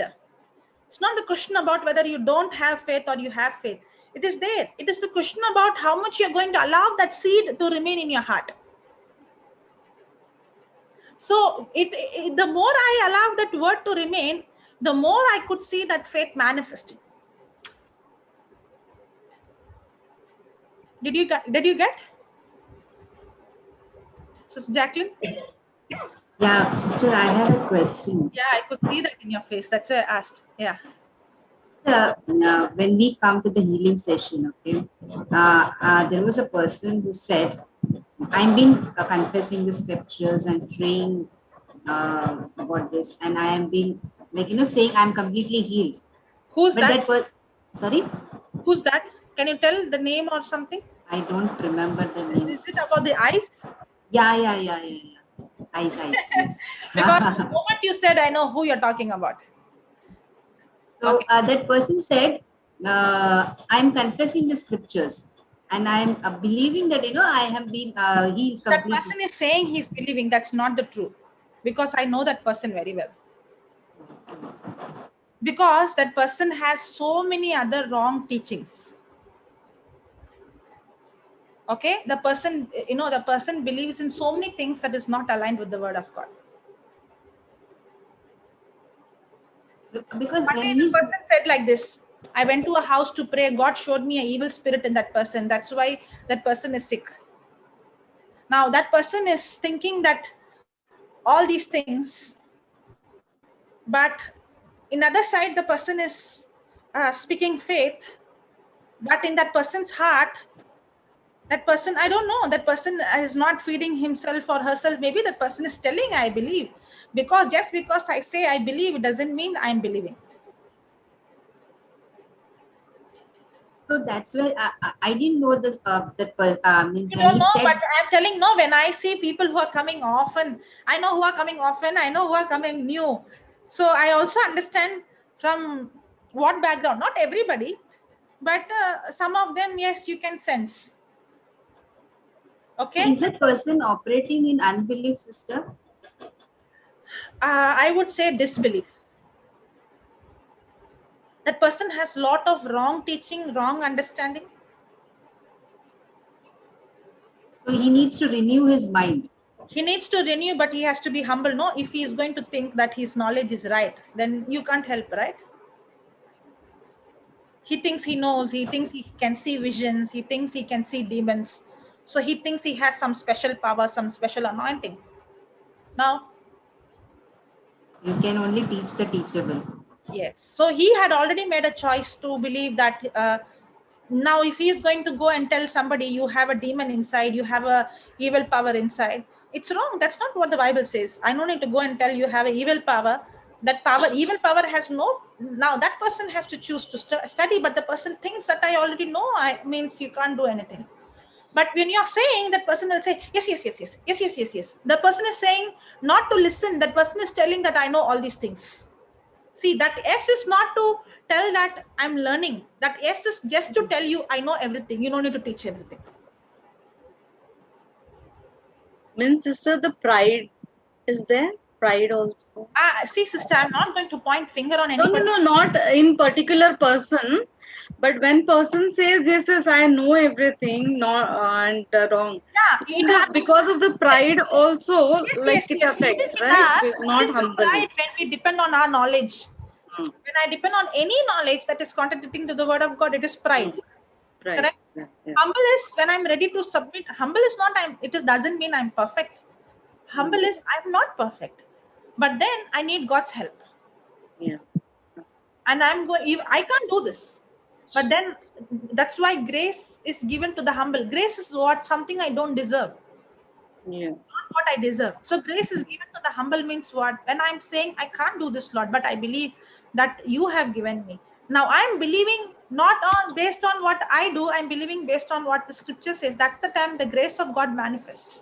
And I know it is nothing I do, it is the grace that is given to me. That's the person humble. Yeah.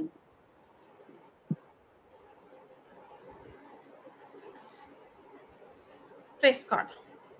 Thank you, Jesus. Sister, you were talking for a long time about the disciples who had the unbelief in them. They were not able to cast out the demon. Yeah. Because they have seen so many things, no? Casting out demons was nothing new to them. Yes. But what is that, sister, that was stopping them to believe that they have the power and the authority and they were not able to exercise it at that point in time? Because Sister? when they started to see the manifestation, the other places when they were casting out, wherever they went, they casted out, they saw the manifestation. But here, the boy was manifesting.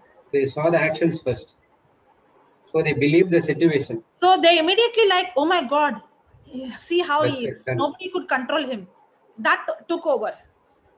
The physical evidence become superseding with the power of God. The power of God which was in them was not able to exercise because of the unbelief. They allowed the unbelief to rule them more than the word. If they would have been like Jesus, okay, they were, see, that's why even when Jesus was feeding the disciple, with the 5 loaves and the 2 fish, the multiple, in spite of seeing all the miracles, they were still focusing on the problem because their hearts were hardened. Why? They did not consider. So they were more governed by the emotions and senses. Even though they had the right knowledge, the emotions, the senses was controlling them more. Because they were relating to what they see, hear, smell, taste more than to the word. you taught us we should not go by our emotions. Yeah, we do have our emotions. We need our emotions, but we should not allow our emotions. We have to enjoy our emotions. We have to enjoy. I'm not saying don't be like emotionless robots. No. You should have your emotions. You enjoy your emotions, but don't allow your emotions to dictate or rule over your life. You have the control over that emotions. Yes. That is natural unbelief. Yes. Natural unbelief. Yes.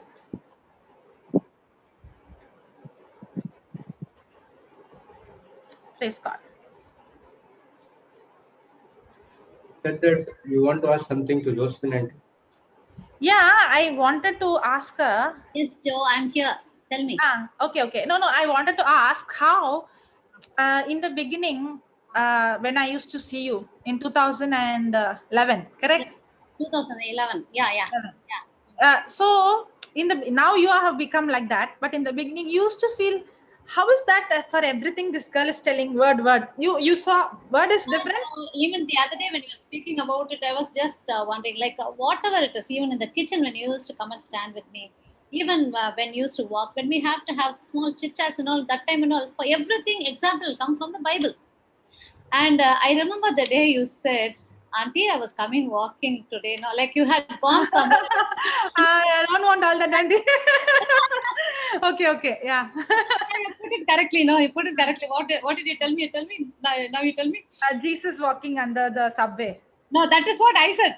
Like I imagine you said, Auntie, as I was coming under, you said Jesus was walking with me under the bridge. You said. Then I said, oh, I can see Jesus in chudidar. Because that time I was not in the word, Like I was coming into the word. That was I was a baby. the time I was drinking milk like that. So for me, you said Jesus in me. I was walking under that bridge and coming. And so I asked a question, aren't you afraid, Joe? You're coming alone under the bridge, something like that. Something like that you asked. You're afraid. And Okay, he said, okay, no, okay. auntie, no, auntie, Jesus was walking with me as I walk. Then I asked you, oh, I can visualize Jesus in the churdar now. I said, and I was laughing at you. But for each and everything, you used to bring examples from the Bible. And you also taught me one thing, Joe. You'll say, auntie, any situation comes, you put your place in Jesus and see how Jesus will tackle this, how Jesus answers. Jesus never gives a direct answer. He'll put a question to question. When the Pharisees come and ask questions, so he never gives them a direct answer. He'll be putting another question where they have to go without answering. So many things he used to say. And that was all amazing. Every examples from the Bible, everything according to the word, and how Jesus will think in this situation, how Jesus will act in this situation. So there were times when what used to happen, when some misunderstandings used to happen in the family. Also, you'll say, auntie, you have to what Jesus taught you, how Jesus would have acted in this place. Remember, Joe? Yeah. All that sorted out things for me, and I became victorious because of Jesus. Yes.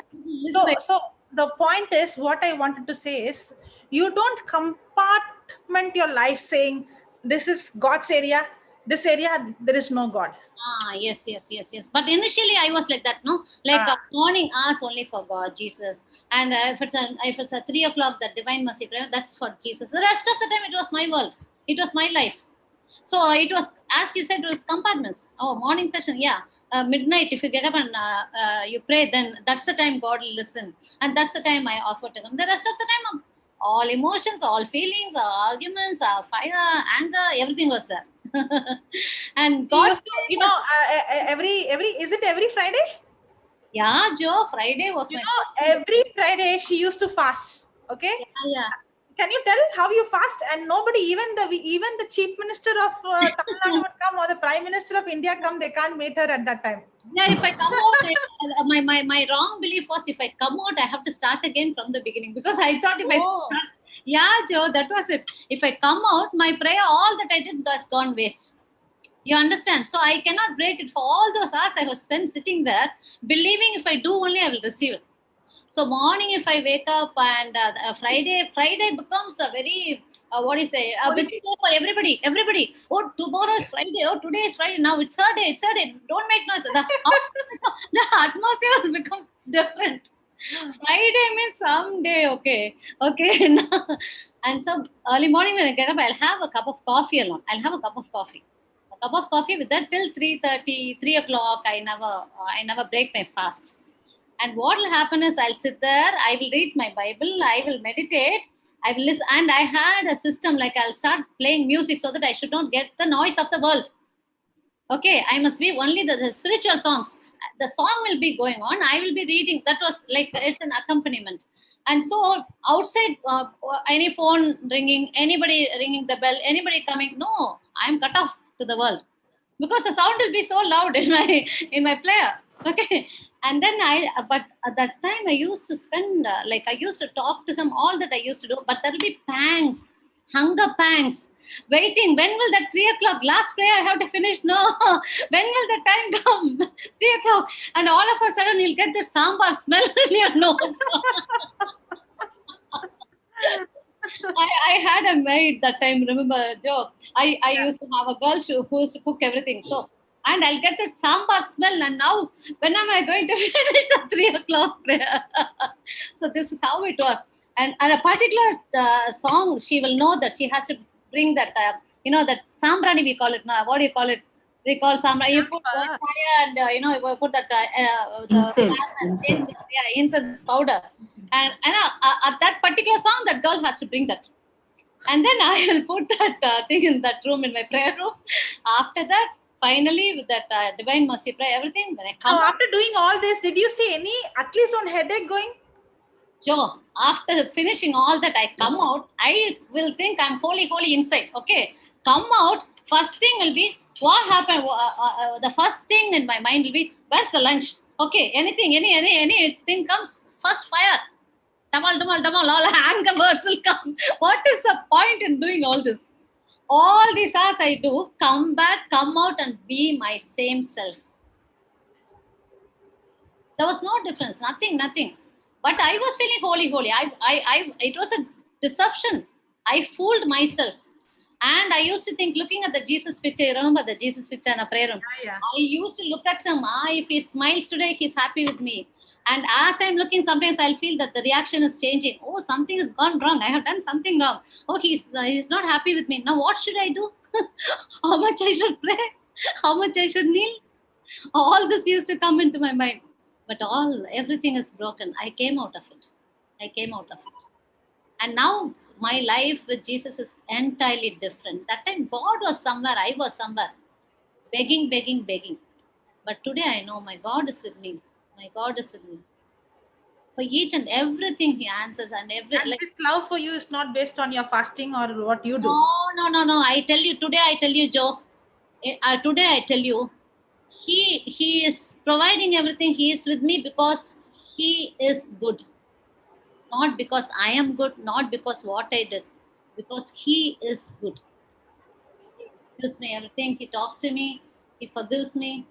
He loves me. An everlasting love. So now no compartments. In everything I see, everything I hear, everything I speak, I don't even remember this is Friday or Saturday. Every day is with Jesus. Every day is with Jesus. And now I see healings. Now now my life is completely changed. I come far away from that. Praise God. Praise God. Thank you, Jesus. Thank you, Jesus. Now what she had was disbelief. Yes. She had, but because she was humble to say, if it is so, I remember right from the beginning, she used to tell us, even though I was very young to her, she always used to tell me, teach. And whenever I give any scripture from the Bible and I tell, this is what the word says, she'll say, if this is what the word says, then I will believe. It was difficult, but yet she made a decision to believe. That's why she was able to come out of disbelief. Yeah, Jocelyn, I used to look at Jocelyn as my daughter. I used to look at Jocelyn as my teacher. I look at Jocelyn as my friend. She does many roles in my life. My daughter, friend, and teacher. And when she teaches, I'll sit as a disciple. Before I started my ministry, means coming out before everybody would know, I would say she knows me even before that. We used to start going to the places. Remember, Auntie, we used to go to one house, a Hindu house. Yeah, Rani's house. Yes. Madhavam, that's it. Yeah, we used to go and teach. And that's how we started our ministry, teaching in houses and all. At that time. Hospital visits, we used to go together. Yeah. Yes, Joe, yes. And many houses, Joe, not only Madhavaram. We went to various places. Wherever they called, we used to go together. Yeah. And I'll be watching you all the time. How, I'll be watching you. I'll have a lot of questions. Those days. Praise God. Yes. After that, slowly, I think in the company, I started to teach. And then after that, in NCH and then other places, and I started to grow from there. Praise God. But one thing what I used to do to Jocelyn was, whenever I wanted her to talk. We will speak only word. Whenever I wanted her to open her mouth and teach something. So I'll say, come on, start, Joe. Tell me something, Joe. She'll say, Auntie, all of a sudden, what is this? You're like pressing a button, you're asking me, start, Joe. So I think that was a real training for Jocelyn. Now when she comes on the global, anytime, start, Joe only. She starts and the teaching is going on and on. Means, you know what she will do? Suddenly, I would have just come from the work. I was working at that time. I would have come from the work, or we would have not expected. Suddenly, she'll come. Okay, now preach, she'll say. I'll ask you, do I look like a tape recorder? You put the button on and you want me to preach. But she will do. In spite of that, she'll do, because we enjoyed speaking the word. No, Joe? Yeah. We enjoyed racing together, singing together, reading the word together, learning. I learned a lot. Thank you. Thank you, Joe. Thank you, Auntie. Thank you, Jesus. Thank you, Jesus. Praise God. Somebody is asking, how can I memorize scriptures? Because I forget so fast. Actually, the verse, I know the story, but I forget verse. Do you have any advice so I may not forget verse of word of God? Good question. See, it's not the question about, it's not a memory problem. It is a heart condition. As I always say, those who are cooking in the kitchen, in the beginning, do you know the names of all those things in the kitchen? But as you're cooking, you became an expert. Did you sit and memorize? No. No, but you spend more time by default. You start. Practicing. Yes, in the same way, what you focus more, what you spend time more, you automatically memorize. It is all about the time what you give and the attention what you give more. Sister, if that person starts teaching somebody, that automatically that verse Exactly. get Yeah, bad. that's how you learn. No, yeah, tell your experience how when you start teaching, how you start learning. Sister, one teaching I'll take. I'm still in faith. Faith. What is faith? I'm learning that. I'm teaching them. What is faith? One teaching I'll take. I'll go again and again. Listen to that teaching and write my own notes. And what the Holy Spirit is giving me the revelation, the examples that I will speak to them. It will be no more like Papa teaching or you teaching. It will be not like that. It Your will own be. revelation. Sorry, sister. It's your own revelation. Yes. And when I record it, whatever I record it, and when I listen it back again, I'll be thinking, how did I speak so much? And how did I, in spot system, many a times I would be getting, the Holy Spirit will give me examples. It is always like that. You go and ask anybody who preaches, they say, if you say, they will be wondering, without learning you came, without studying this. No, I got it on the spot when I was preaching. Many revelation for me, I got it when I'm preaching only. Praise God. Praise God. Praise God. It's very a wonderful, sister. Teaching others is it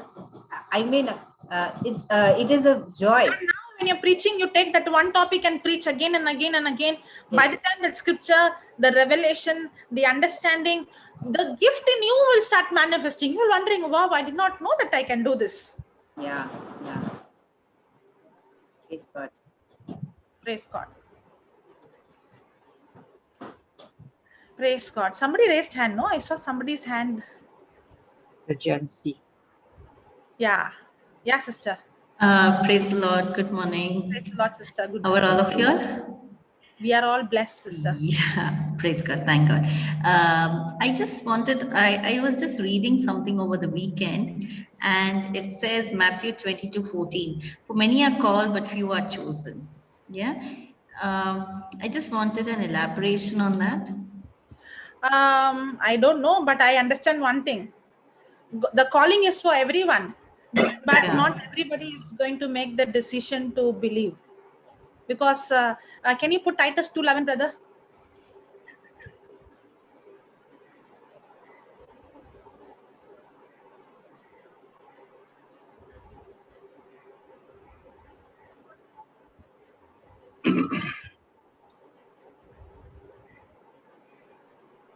For the grace of God for the grace of God that bringeth salvation has appeared to few or all? All. Okay. So the scripture is very clear. The grace all. of God is not, the salvation is not only appeared to some people. The grace of God is appeared to all men. All. Yes. For everyone. But not everyone is going to agree. So the one who agrees are the one who becomes the chosen. See, let me say like this. Now, Jesus is chosen before the foundation. Okay? So everybody who's in Christ is by default chosen. Okay. So it's not the question about whether God is going to accept me or not. It's a question about whether I'm going to receive the salvation, because the scripture says, for the grace of God has that bringeth salvation has appeared to all men. It has appeared to everyone. So the salvation is not only for few. This calling is not only for few, for all. But the one who agrees and receives are the one who becomes chosen. It is because of their choice. Okay, suppose in a family, if we see there are family members who are not in the Lord, who have not chosen, who have not, Made they the do choice. not believe, yeah.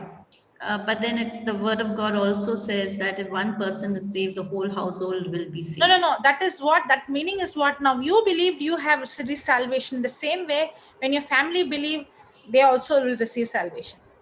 So your believing is going to bring them into salvation. How? By you start speaking faith in their life, just like how you received the gospel, they also will receive the gospel by believing. Okay. Okay. So if it is not in that case, then it will become forceful. They did not have any choice. It is you forcefully made them receive salvation.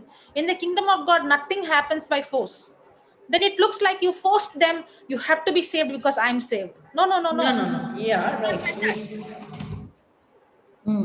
It's the freedom of choice. Yes, It's but freedom then, of choice. yeah, like if your Now you husband believe and you have received salvation. Now when they believe, they also will receive salvation. But the good news is, because you have believed, you are going to speak faith in their life, so that you are going to bind that spirit of blindness that is blinding them from stopping to receive the truth. Because it is not that they don't want, it is the spirit that is blinding them. The wrong thinking, the wrong teaching, the lies that is blinding them. That's why the preaching of the gospel is when the person's eyes is opened. The Spirit of the Lord is upon me. My God Himself has anointed me to preach the gospel to the poor, to set the captives free, to give sight to the blind. So the preaching of the gospel, what sets the blind? Blind is a person who can't see the gospel, see the truth, understand the truth.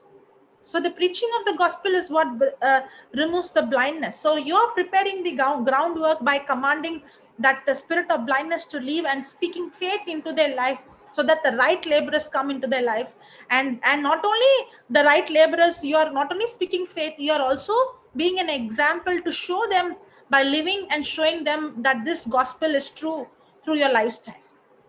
yes, By living a supernatural yes, life. that's So what, yeah. supernatural life plus your prayers is what brings salvation into their life. Okay, yeah, because there are some situations, there are in some families that, you cannot preach the gospel directly. So Yeah. it's with your way of living and your faith. Exactly, yes. Now, if you see, Brother Jude is my relative. Okay, he married my cousin. He's my cousin-in-law. Okay. Now, if you see the day he got married, within 1 week, he came to my house and he was making fun of me and Marita. Okay. Okay, and he was like, "You people are fools." He's hiding. Okay. Now, when he laughed at that day, now because I believed and Marita believed and she started to plant the seed, today, see where he's sitting. Yes, but I'm sure Marita would have spoken to him the good news, spoken to him the gospel. How did she speak? You ask through her deeds. See what happened, I'll tell you. She's been speaking, but you ask the Jude, you listen to her, brother? No way. Then when did you listen? Only when that I got that Vertigo. sickness. Now Vertigo when the time. sickness strike, no, then only he said, okay, I will do whatever you are telling me. After 7 years of Not 7 years. 12 years of marriage. After 12 years of marriage? Sorry. What, brother? 2011 I got 3 years of marriage. Sorry. What year? I wonder. 1.5 years. 1.5 years of marriage. Correction. Yeah. No. Why I got disturbed? Because there's one person tried to get access of the camera. Okay. I got disturbed with that one. Okay. Okay, it was around 1.5 years. 2011 I got. Did she speak faith? Yes, she did speak faith. Now she was speaking faith, and the words that she spoke and the seeds that she planted, that the right season came, that he had to humble and receive the gospel. So until he did not believe and accept, he did not receive salvation. But her faith, the seed that she planted, did not go in vain. Right. Speak faith in what's like what? Like, can you just clarify that? You are seeing this person physically, what he is drinking, and he is not having any kind of interest and all those things. But Okay, what it's like we started to speak that me and my family, we will serve the Lord. I believe that he is a man of God. He is a preacher. He is a teacher. She started to speak faith. speaking the unseen. Jude, brother Jude. Marita is there? Or busy? Yeah, she's there. You're Marita, meaning to say speak the unseen, like yes. what brother says. Okay, I understood. Yes. Yeah. Let me take her interview. Marita, can you come and tell what did you pray exactly? Because when I say what she prayed, then it would be my version. Let it be her version.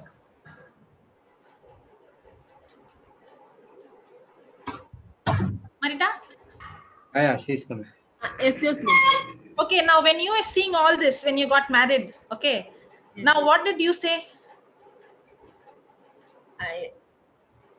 My husband is a man of God. What I wrote in that Habakkuk 2:2, I strongly believe that.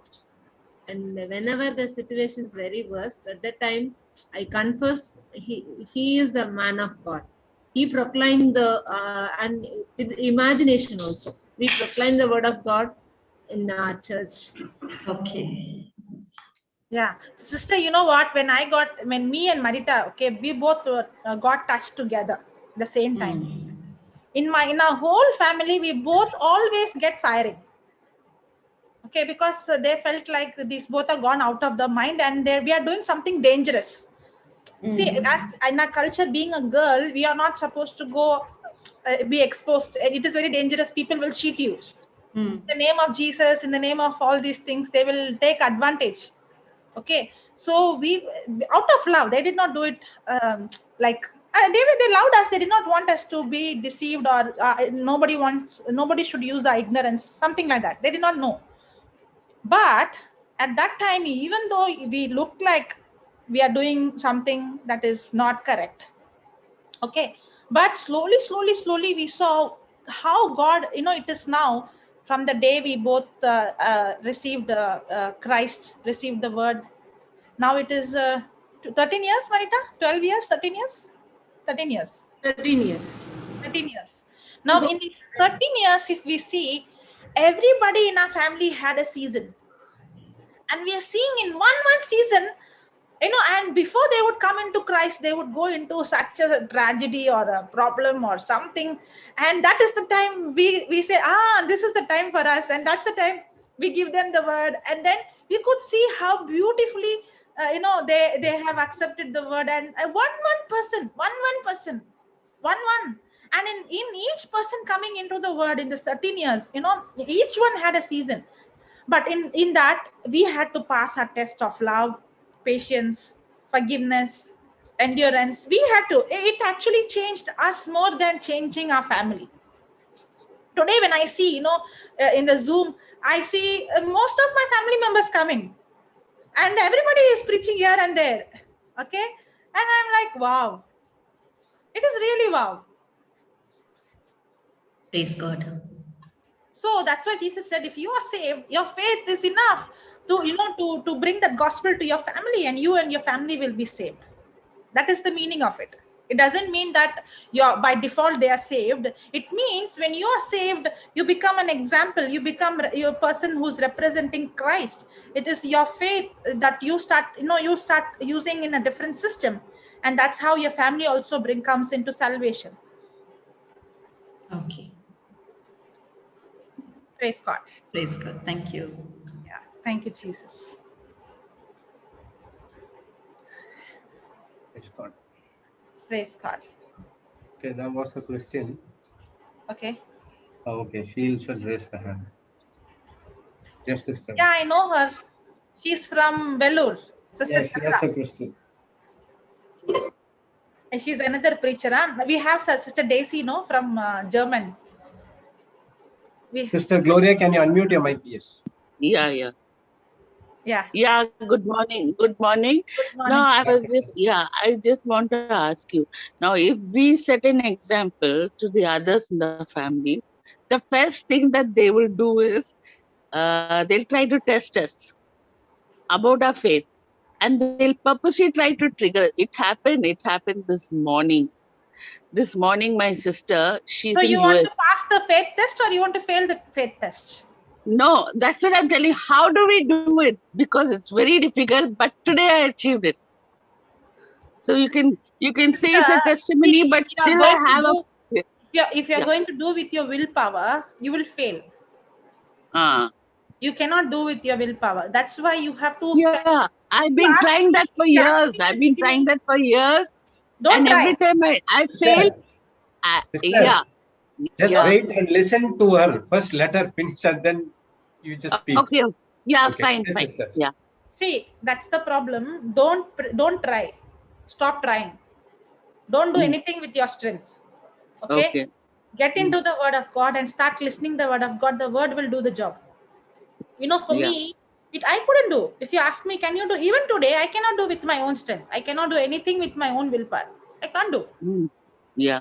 But when I started to spend time with the word, it is the word of God that gave me the ability to see the. Yeah. Okay. So see, in the beginning, if you are going to go and say, I will do this, I will do this, I will do this, you will end up falling. But then you say, Lord, I thank you, Lord, that I can't do it, but I can do all things to Christ who strengthens. For example, there is a person called, I'll just name, okay, a person called Priya, okay. Now, that Priya is all the time hurting me. Yeah. Okay? Now, if I say I have to forgive, you will end up hurting that, you can't forgive. But say, Jesus, I cannot forgive, but your word says in Romans 5:5, the love of God is poured in my heart. It's not my love, but it is your love. It's a gift given to me. It's not what I earn. It's given to me freely. And this love is God's love that is in my heart. Jesus, even though I don't feel like loving this person, in the name of Jesus, through that love that is poured in my heart, Holy Spirit, your love is poured in my heart. With that love, I love Priya. Now, whenever you get that negative emotion, open your mouth and speak. Now, you're not using your willpower. You're not going by your feelings or your emotions. But then you are getting into the word. Now, it is not enough for you only to quote Romans 5:5. You have to study Romans 5:5. If you don't study Romans 5:5, then it will become again like you're telling something like a ritually some words. No. First of all, you have to understand the love of God. For that, you have to listen. For that, you have to study. The more you understand God's love, the love in you will do the job. Yeah. Okay. Okay. So from today onwards, you spend more time, at least 7 hours, 8 hours, listen and write notes. Don't do anything else. Do that. Don't do anything else means don't do anything with your own strength. When I say don't do anything means I'm not saying sit in one place. I'm saying don't do anything with your self-effort. Okay. Okay. Yeah. Actually, this morning, I achieved it.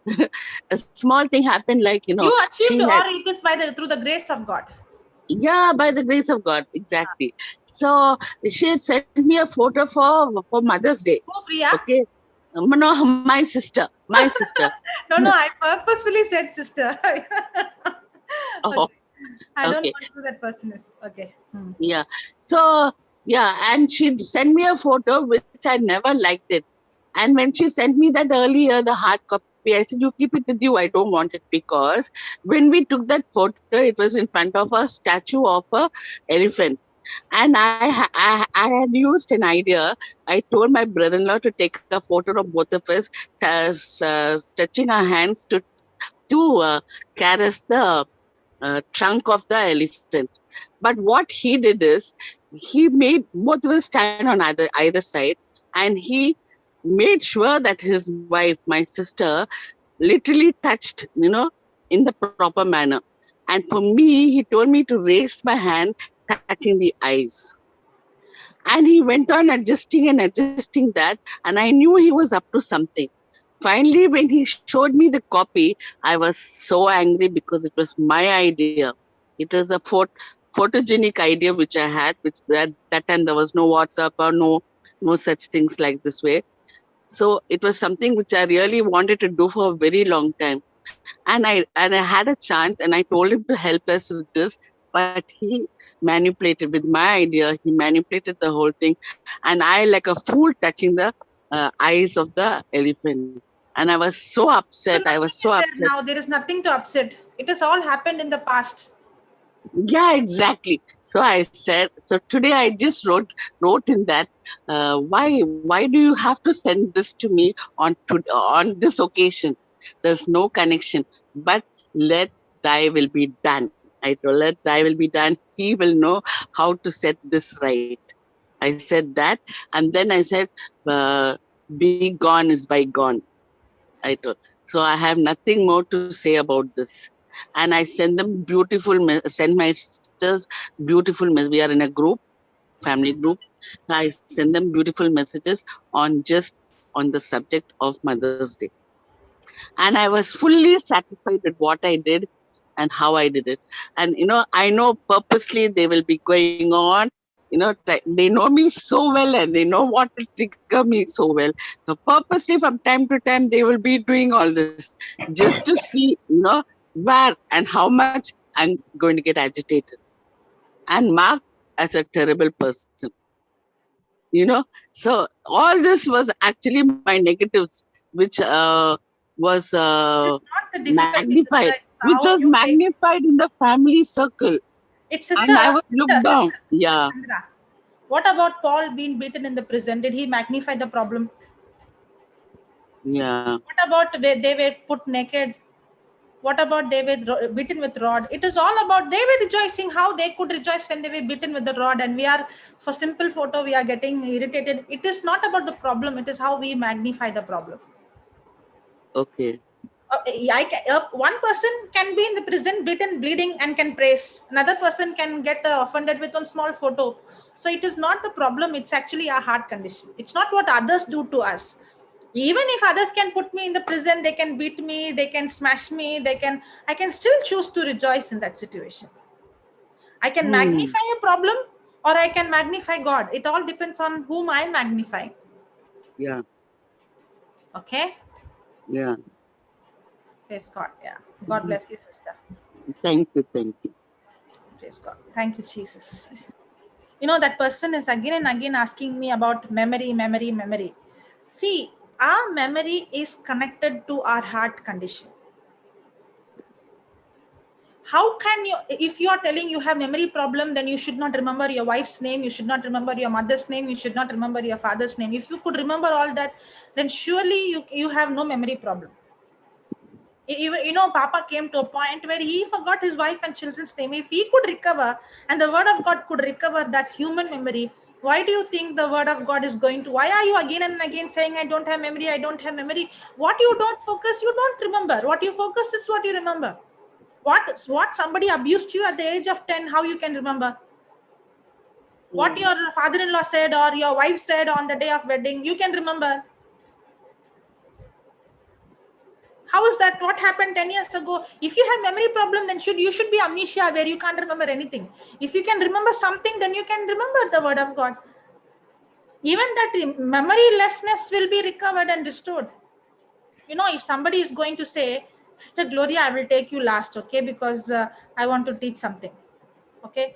Now, when a person is saying memory problem, you know what kind of memory problem I had? When if a person has memory problem, then I should be the first person have memory problem. My mother used to take medicines for my memory. She used to go to the doctor and tell she can't remember. I used to take medicines for memory. Because I used to leave my school bag and come home. I used to forget my school bag and come home. You had that memory problem? Like me, I used to forget my lunch bag and come. After I come home, my mother would say, where is your school bag? I forgot. You know what? I would be sitting there only. When the auto would come, I would forget that I had to take my bag and I will go and sit in the auto. And I would be dreaming all the way. When I reach home, the first thing my mother would ask is, where is your bag? And then only I will remember, oh, I forgot my bag. You had a memory problem like that? And thank God, my mother never gave me a 2. If she would have given me, I don't know what would happen. Because she can see I'm not doing it purposefully. I really forget. So we have to go back and it would be there on the steps exactly where I'm sitting, and then we take the bag and come. If you're saying memory problem, when I went to college, okay, thank God there's one girl who used to come with me from my city, okay. So we were in hostel. So 6 months or 3 months once during the holidays we come, and we both come together. When my stop would come, my stop comes first and her stop comes last. Okay. So when my stop comes, I would just get down, leaving my purse or my handbag there. Money, my room key would be there. Okay. And I would get down, I would take my bag, but I would leave my purse. Not once. Every time this happens. And she would take my purse and then she'll call me. I don't understand. How can somebody leave the purse? This happened even in the beginning, when I started to preach, when I went to Bangalore. There is one sister. I was not preaching in Bangalore. I had to go via Bangalore. So morning I dropped. So evening I had one more bus to take. So morning till evening I had time. So there is one sister where, I usually go to her house. So she is the one who picked me. After I went home, I said, my purse is in the bus. And she's like, how can you be like this? I'm like this only from my childhood. Now you tell me, if with my memory, if I could study the word of God, why not with your memory? Don't give me the memory as an excuse, please. Please. In my class now, I would have my pen in my pencil in my hand and search everywhere. And my friend would say, your pen is in your hand. What are you searching for? And they call me absent. If it happens once, it is different. If it happens every day, you ask my sister how many pencil box, how many geometry box, how many lunch bags, how many new things. And sometimes my mother has to do secretly, because otherwise I will get bashing from my sister. She will also safeguard me from my sister. Now, if I had so many, you ask Marita. Okay, let me call Marita. Marita, to learn one poem, okay, one poem with 4 lines in Tamil. She used to teach me, okay. How many times it will take for me to remember that 4 lines? Whole day and 1 week. After 1 week studying that 4 lines, can I write it by heart? No, not write it. Oral also, she was failed. Now, you also make songs for me to remember. People will not believe. I thank God I have eyewitnesses. To study that 4 line, I can't memorize. And she used to make songs for me. And I don't know what she felt in her mind. How you felt at that time teaching a poem for me, Tamil poem. She teaches for me Tamil. How did you feel? I feel sorry. I feel bad. How this girl study about these 4 lines she can't memorize, and how can she study whole thing? How she's going to finish her 10th standard, correct? Not like that. That current standard. First you have to finish the current standard, then only you can go to the 10th standard. Okay, now this is how my condition was. Again and again, when people come and say, no, I don't have memory, I really get irritated with that question. I'm sorry for that. It's not your memory problem. It is your focus problem. It is your attention problem. What are you going to focus? Don't tell memory. If memory is the problem, then my memory is the problem. If with my memory I can remember, why not with your memory? Yeah, my sister came from YouTube to the Zoom. Yes. Another eyewitness. Eyewitness, yeah. Don't say that memory is nothing to do. Your memory will become superb when you start focusing on the word of God. You will have the mind, you will see the mind of Christ. You will be excellent in every area of your life if you focus on the word of God. The reason your memory is still dull is because your focus is still somewhere else. Right. Jocelyn? Yeah. This is another eyewitness, huh? That is my cousin. This is my sister. Yeah. Yeah, your name is Absent Mind Professor. My name is Absent Mind. My name was, not is. Okay? Was. Okay, was. Absent Okay.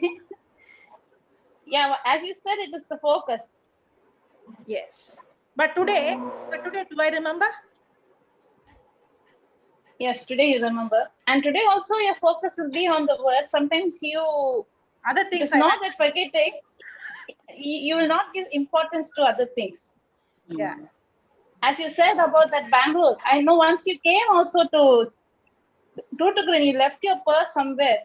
Yeah. I left my. And it was God's grace you got it back. I think you got it back or not? Yeah. I got it back. Everything that and all I get. I got it back. Remember once I even forgot my card, everything, and I went on the flight. And that we can remember. That was in the house, no, it was in a safe place. But once you left somewhere in the bus, in Bangalore bus stand or somewhere, you left your purse somewhere and you came back home. Praise God. So I used to forget. I'm not giving an excuse of because And one more thing, God, I can't even. I never remember studying even one poem in my entire school life. Do you remember? Do you know that? You know why? Because poem is you have to write word to word. You have to memorize. But other essays and all you can write in your own word. That's why I'm saying poem. Poem is you have to write word. And I can till I finished my school, not even one poem I have learned to write word to word exactly, because you have to memorize every word. I had that problem. But this brain started to change when I started to feed the word of God. Yes. The more I started to focus the word, the more I started to plug. If you're telling memory problems, spend 20 hours every day in the word of God. When you're walking, also put it. When you're driving, also put it. When you're bathing, also put it. When you're washing, also put it. You put, and I challenge you. You know, Papa says, if it doesn't work, come and beat me with the slipper. The reason he says it has to work. Don't tell your memory will not change in spite of you putting 20 hours the word. I used to put 20 hours the word, and that word changed my thinking. That word changed my memory. That word changed my intelligence. It changed everything. Don't tell memory problem as an excuse for not studying the word of God, please. It is not your memory problem. That's a lie. Don't, even if a person has memory problem, even Papa forgot his wife, at least leave me. I remember my mother, my father, my sister, I remember their name. He forgot his wife and children, but the word of God restored even that memory. So if you have memory problem, that is an indication you are not feeding. If you would start feeding, the word will make you intelligent. The word will make you smart. The word will make you sharp.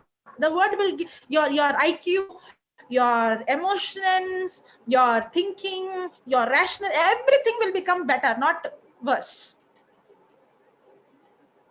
That's why there's a scripture that says the word of God converts a person's soul.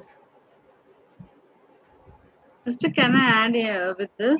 Yes, whoever is asking the question, like even I didn't know any verses. Like I used to see everybody praying using scriptures. I used to say, wow, how nice. Like I started reading, but I tried to memorize with my own ability. Nothing happened. Then I came into word listening every day, and now like I could remember like so many scriptures, like not by own effort, but I was listening to that, like 1 Peter 2:24, Roman 8:31, when God is with me, nobody can be against me.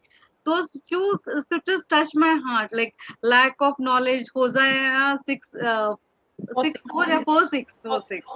So that way, when you're into that, like automatically you not with your own ability, like grace, like Roman 5:5 also you said on it is what grace. you're paying more attention to.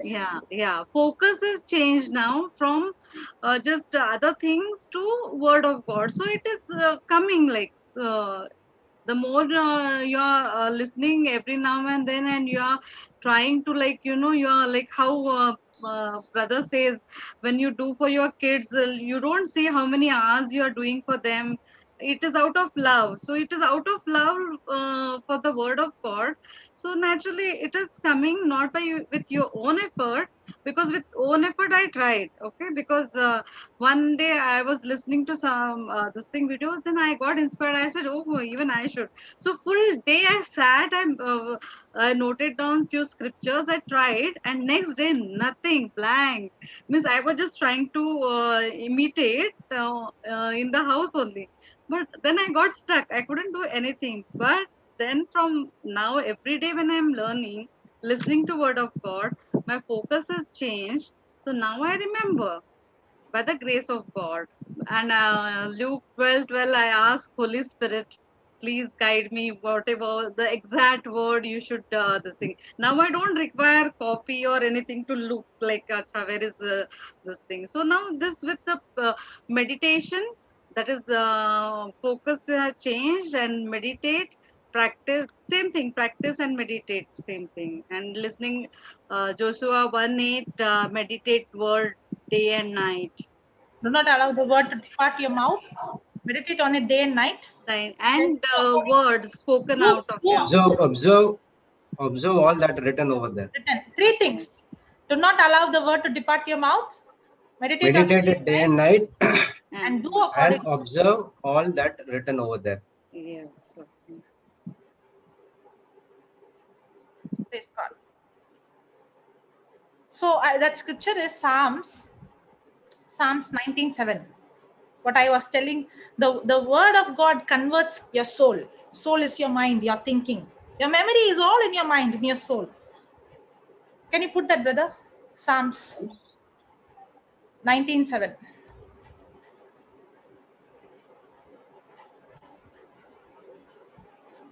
So it is not memory problem, okay? Don't blame the memory. Even if you have memory problem, I had memory problem. If you start focusing on the word will change your memory into a good memory. The memory is changed to the memory of Christ. Now see this, the law of the Lord is perfect. In other way, the word of the Lord is perfect, converting the soul. The soul is where your memory is. The word of God will convert your soul. It will change your soul. It will change a weak memory person into a good memory person. It will change your thinking. It will change your attitude. It will change. That's what it says. The testimony of the Lord is sure, making wise the simple. It makes the simple person wise. Making wise whom? The simple. Put compare, brother.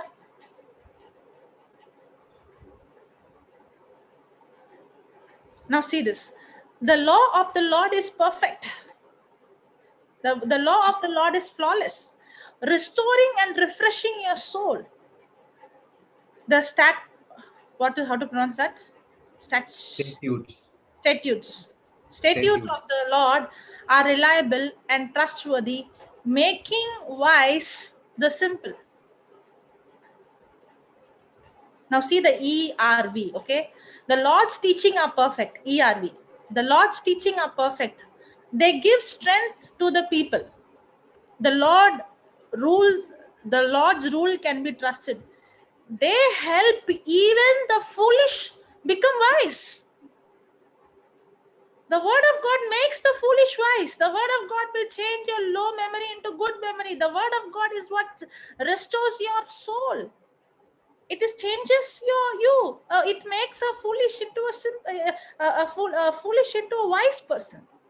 So don't say I don't have memory. Don't say that I'm foolish. No, the word has the capacity to change your thinking, change your soul, change your heart condition. All that you have to do is to focus on the word day and night, day and night, day and night. The word will change the foolish, and the foolish will become a wise person. No doubt at all. No doubt at all. I have seen in my life. I know from where I came, how foolish I was. I know everybody called me foolish, but I saw the more I started to feed and focus. Maybe I was spending 20 hours and people might be thinking you have no other job. I had no other job because I'm foolish. No, you're intelligent, so you have so many jobs to do. I have no other job. So I started to focus on the word, and the word made me intelligent. So if you have memory problem, focus on the word day and night. The word will change you a wise person. TPT is there for Psalms? Yeah, it should be there. Okay, let's see what is TPT. God's word is perfect in every way. How it revives our souls. His laws leads us to truth, and his ways changes the simple into wise. Praise God. So his word is perfect in every way. And if you spend time with the word, it revives your soul. It converts your soul, refreshes your soul, your mind, your thinking, and it makes you Twice. So it is not a memory problem, it's your focus problem. It is not your memory problem, it is your attention problem. If you are going to focus on your problem, you will remain, the same. But if you start focusing on the word of God day and night, the word of God will change you, and you will see that your memory, you will have, when I see Adam and Eve in the beginning, when God created, God brought all the animals and they have to name. If I would have been in their place after my fall, okay? After my fall, when my old person, not now, my old. After 5 animals, I would have forgot what name I gave for the 5 animals. Correct? And then I might be repeating the same name. Yes or no? But they named every animal without repetition. Means they had such memory to name everyone and remember everyone. That's how God created us. All this now we see is fallen. But thank God now we are restored and we are born again and we have the nature of God in us. So now as we feed ourselves with the word, our souls gets restored again back to the original. Not only original, but back just like Christ. More than that actually. That's why it's much more. Now we are in the likeness and image of whom? Of Christ. Praise God. Thank you, Jesus. That person understood. Not only you, brother or sister, whatever question you asked, it has given answer to many. Praise God. So, shall we close or shall we see one last verse before we close? Yes. Okay. Can you put Hebrews 11:15, brother?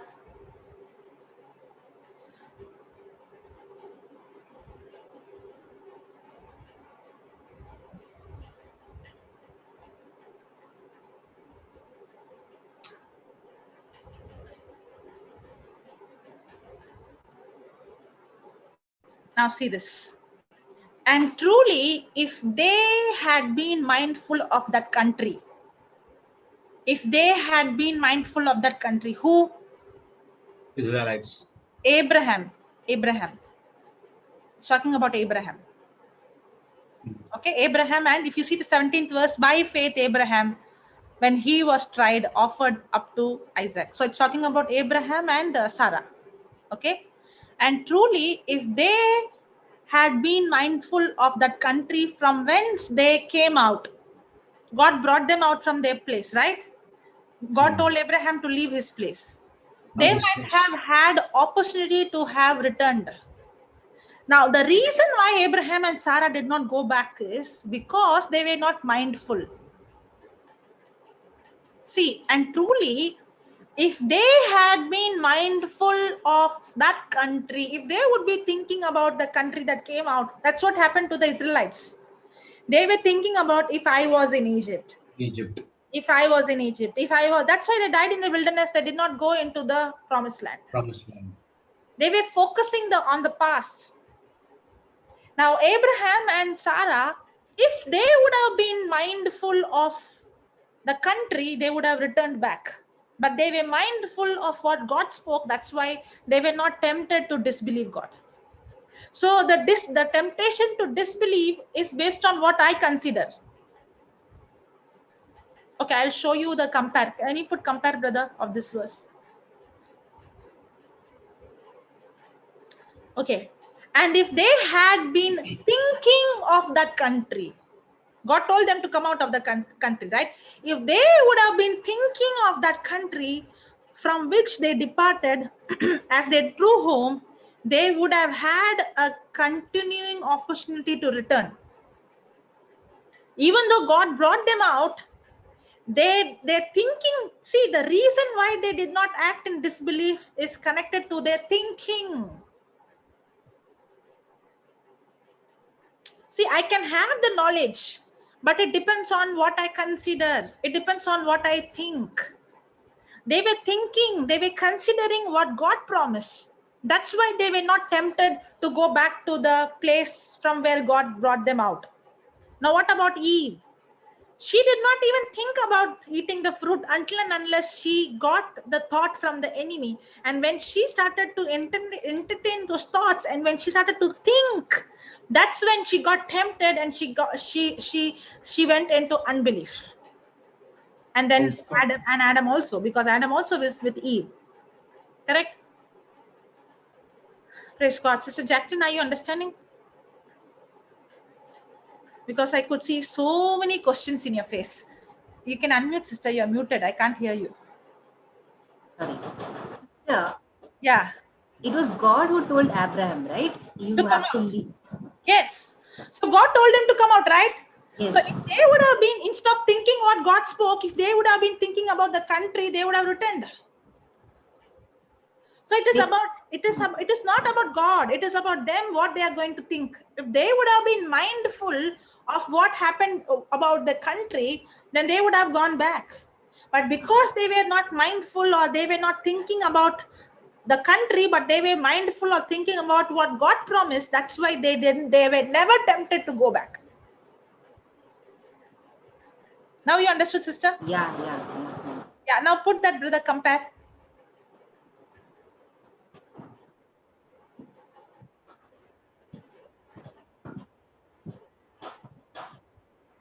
And if they had been thinking of that country from which they departed as their home, as their true home, they would have had a continuing opportunity to return. If they had, the next one, if they had been thinking with homesick, see that word here, homesick, remembrance of that country from which they were immigrants, they would have found constant opportunity to return.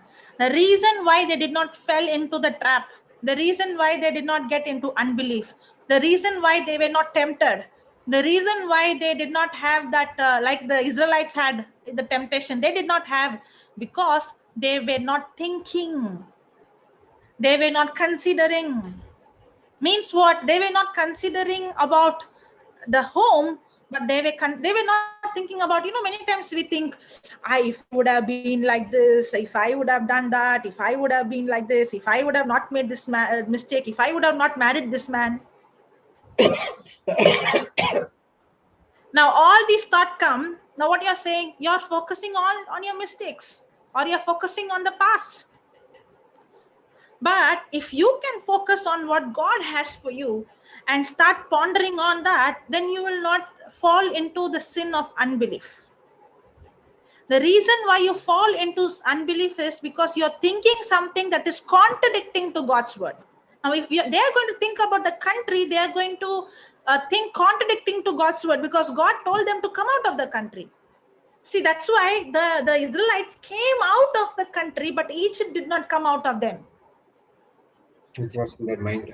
It was in their mind. They were all the time thinking. But about Abraham, they came out not only physically, they came out from their mind as well. How did they come out? Because they were so considering, so focused on God, that they did not allow unbelief. Amen. Praise God. God. Thank you, Jesus. So what is the reason why we fall in unbelief? Our own thinking. Consider. What I'm considering and what I'm not considering. What I consider is what I am going to pay attention. That is what is going to dominate me. What I neglect will not dominate me. See, because they neglected, it did not have any power. They did not even tempted to go back, because because they were not focusing on it. If they would have focused, they also surely been tempted to go back. So if I'm falling in unbelief, it is because of my attention, my focus, my thinking. That's why I fall again and again. If I change my focus on the word and feed myself with the word of God day and night, then what I'm considering, I will not even have the temptation to fall into, the temptation means temptation will surely come. But, only if I entertain those temptation, I will fall into temptation of unbelieving. So what I have noticed is, sister, after coming to the word of God, after knowing the truth, I'm not doing what I used to do in the past. Because my focus is over here, my attention is over here, And my time, the resources that I am getting, I'm using it to the word of God. So my focus and attention is aligned. You're not struggling to come out of the weakness. You're seeing that the weakness is not there anymore. Yeah. Correct? The same way, Abraham and Sarah is not struggling to come out of their country. They don't even have the desire to go back. They're not struggling that I should not go. I want to go to my country, my people. I want to see my relation. It's not that they are forcing themselves, but they are so mindful of God and they're so mindful of the word. They don't even have the desire. They're not doing it with their willpower. They don't even have the desire to return back. That's exactly what you're saying. I'm not even forcing myself not to do those things, but I'm so focused on the word of God that I don't even have the desire to go into those things which I used to do. Praise God. Thank you, Jesus. Praise the Lord. Praise God. So Papa started a teaching on unbelief. And praise God. I think it's very important for us now. What are we focusing? Praise God. Yeah. Now anybody? Now you can come. You asking anybody?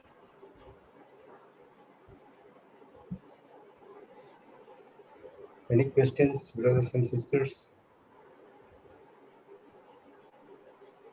Question time. Praise God. If no one, then we can close, brother. Yes, praise God. Okay. Praise God.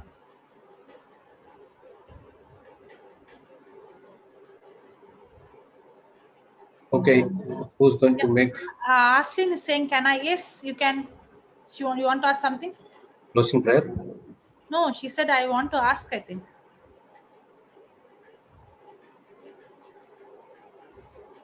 She's...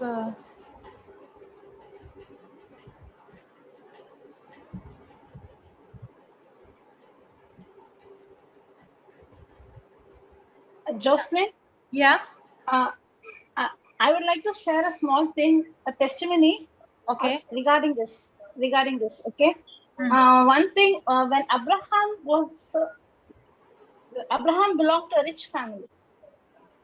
When God said him to go, it was not that he didn't have anything. He was flourishing. And he didn't have the thought. He was so focused on God's word, he went. Whereas Israelites, they were slaves. Actually, they were suffering. Yeah, correct. And they did not consider the goodness of God. Actually speaking, Israelites should had a be disadvantage. Like Abraham. The Israelites had disadvantage in returning back, but Abraham had advantage returning back. Yes. Advantage. See how focused he was. He didn't consider who he is, what riches he had, what belongs to him. He was so much focused on that one promise. Go. It was not that Abraham, 1 second.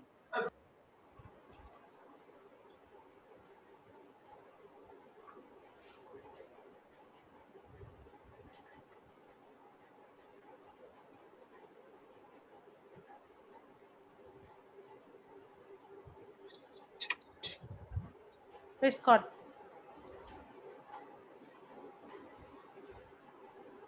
Oh, unmute. Okay. Yeah, I gave you unmute. Yes. Because in my life, this instance is that when in my husband's place, I was there. In my husband's place, there was business, everything was running fine. And because of the issue, how he came out and he finished his degree.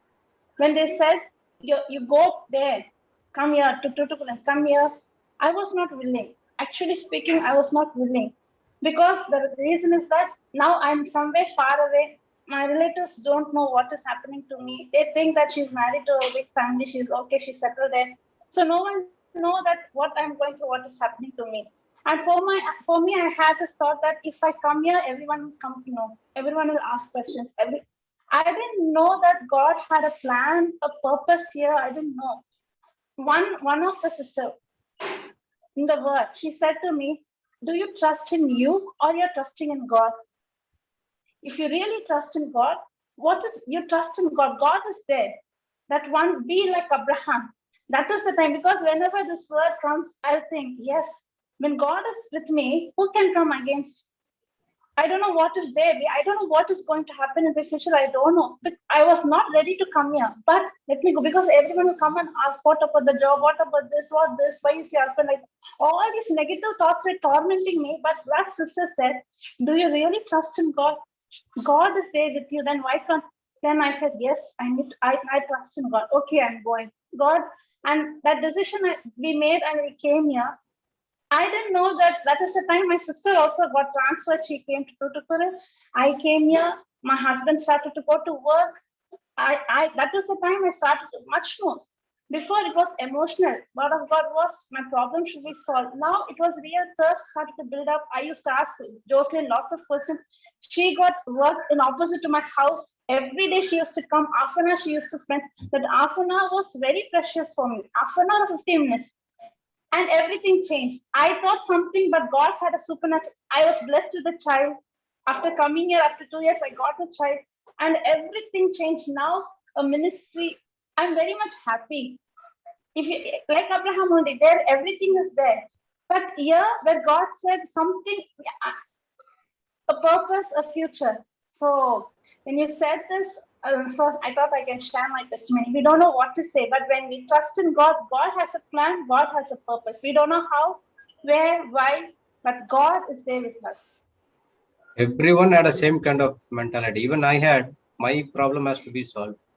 But we do not know what the plan. See what I'm doing right now. Praise God. So all that we have to do is focus on the word and the. So initially, my vertigo has to be solved. And when I came into the word of God, that's only not solved. All other things went off, and I started a new life.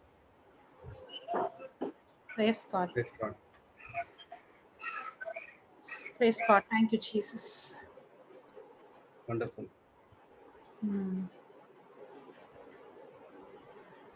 So, yeah. Yes, who wants to make closing prayer? Sister Jacqueline.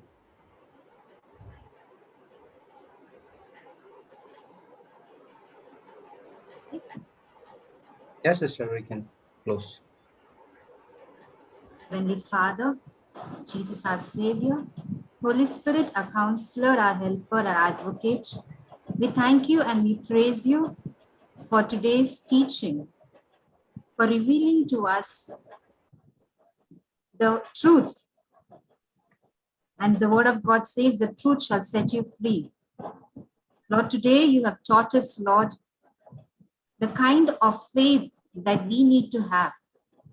The faith of the Son of God, which is already there, deposited in my heart. When I exercise my faith, that's where I see the supernatural happening, the manifestation. Thank you, Father God, that faith of the Son of God comes from reading, meditating, studying the Word of God. That seed, that incorruptible seed. Thank you, Father God, for teaching us the difference between the faith in the Son of God and faith of the Son of God. Thank you, Father God. The human faith will fail, but the faith that we have, the faith of the Son of God, will always accomplish its purpose. Thank you, Father God, for teaching us, Lord, a heart condition where we go wrong. The three kinds of unbelief: ignorance to the word of God, not having the right knowledge; disbelief, having wrong teachings; and the natural unbelief. Even though I have the word of God, I do not have the right understanding. The human senses supersedes beyond the word of God. Thank you, Father God, for revealing to us, Lord, where we need to focus. We need to focus on our thinking, that our mindset is renewed every day as we read and meditate and study the Word of God. We thank you, Father God, for teaching us, Lord, that every word that we speak, that is the power of the Word of God.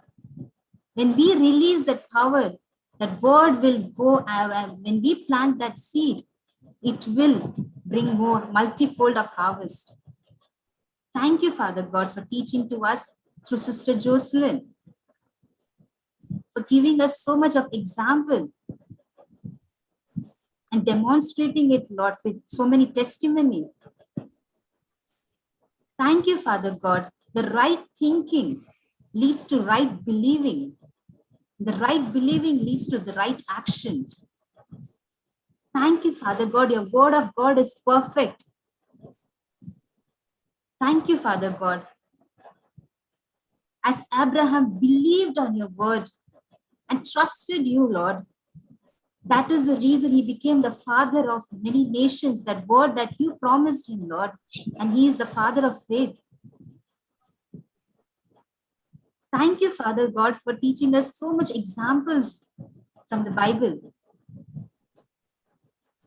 Thank you, Lord, for all the participants who have contributed to today's teaching. All those who are listening to us from Zoom, Facebook, and YouTube. They have heard the word, Lord, and they are now focused to make the necessary correction as the Holy Spirit has convicted them in their heart. Thank you, Father God. Thank you for Papa Johnson and for the entire JCILM team.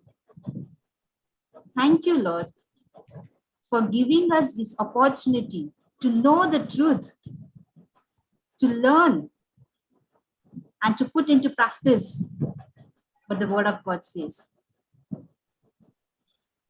In Jesus' precious and mighty name we pray. Amen. Amen. Amen. Amen. Praise God. Amen. Amen. Praise God. Yes, Sister Vina, can unmute yourself. You raised your hand. Oh, yeah. Sabrina, I forgot. Yeah. Sorry, sister, because morning was a bit busy right now. Good afternoon. Oh, no problem, sister. So, how are you? I'm fine, sister. So, did you listen yesterday, sister? Yeah, I was listening that first part, Okay. and then I want to listen it again because I want to listen it again and again. Then only I will get something in my Yes. mind. So yeah, because time is a little problem for me. Because office I reach home very late, and then yesterday mass was there. So after that I started. So I want to listen it again. What I told daughter also to do it, and right now also I was telling her to join, but she is having class. So yeah. So, how is your daughter? She was like when I reached home, I was still here only. Then, when I reached home, she was so excited to tell me, "Mama this, Mama that, Mama this." I said, "Let me have a bath and come. Let us talk later." Then my husband was like, "What is going on?" So she was much happy, and it was like something different. He said, "Mama, something different." Yeah, I understood. Very nicely they are talking. So, yeah, thank you, sister. Praise For God. Thank you. Thank you, Jesus. Praise God. Wonderful. Yeah. I So how will be many times you want to listen, you can listen. Yeah. No matter. Overdose, nothing will happen. No side so effects. this one will be up to 2 o'clock. Yeah, this is up to 2. Okay, fine. I thought maybe Sometimes like 3 also. then I can join during lunch time. Like I thought that's why I was saying during lunch. Okay, okay. No issues. I'm listening, and even when I'm having little time here and there, because we have the time for people. So I keeping the notes for that, and yeah, the chat I have to take the screenshot so I can read it later. No? That way I'm doing. So that is much easy for me when I need to screenshot whatever sister is writing or typing over there. That makes and then I can take the screenshot so I can read it later also peacefully. That is what I'm trying to do. But yeah, I want to learn word not because something else, because I want to know my Lord. As I told yesterday, there's nothing that something is going, that's why I came for physical. Healing, many things required, but right now, when I have word of God and when I have my Lord with me, when I have this peace, I know everything will be achieved with that. So my more intention to learn, but as I told yesterday, also my memory is not memory. My focus is not there because my focus is at 10 places. So it takes little time. But for everything, it took little time for me. But when it came in my hand, I am the queen of that. So it's like that. So I will do it, but it will take time, sister, for me. Praise God. Thank you, Jesus. God bless you. It's only like yesterday also I was trying to memorize, but half only I could get it in my mind. I said, if Sister Jocelyn is taking 1 week, I will take half of it. It is not that I don't have memory, but overload it. That is what. But thank you so much, and I thank the Lord for allowing me to join you all so that it becomes easy for me to grasp and to understand in a quicker way, or we can say easier way. And I'm asking Lord grace and Holy Spirit to guide me so that to capture the main area, main points, so that I can be equipped with that, right? So to get the As you study, scriptures. you will become equipped, sister. Praying in tongues and studying the word. In the beginning, it might Believe be. me, sister, still I could not remember one scripture. As one sister was telling, whole day she will revise and say, and next We day have the white book. No, you can get the white book and you can start from that taking scriptures. fine. No, I don't have because one of my I will send it to sisters. you. Brother Jude will send you, brother, sister. Okay, fine. Thank you, sister. Yeah. Okay. Yeah. That will help you to study the scriptures. Everyone, whoever wants can message Brother Jude. You can get it. Okay, online it is. Yes. Yeah, it will be a PDF. Okay. Really. If you want, you can take a print of that and you can keep. Yeah.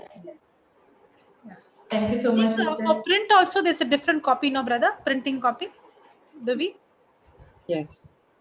It's different. Printing means? You can message Sister Jessie. She'll give you for printing. So What that is one different will copy? come like both side. You can.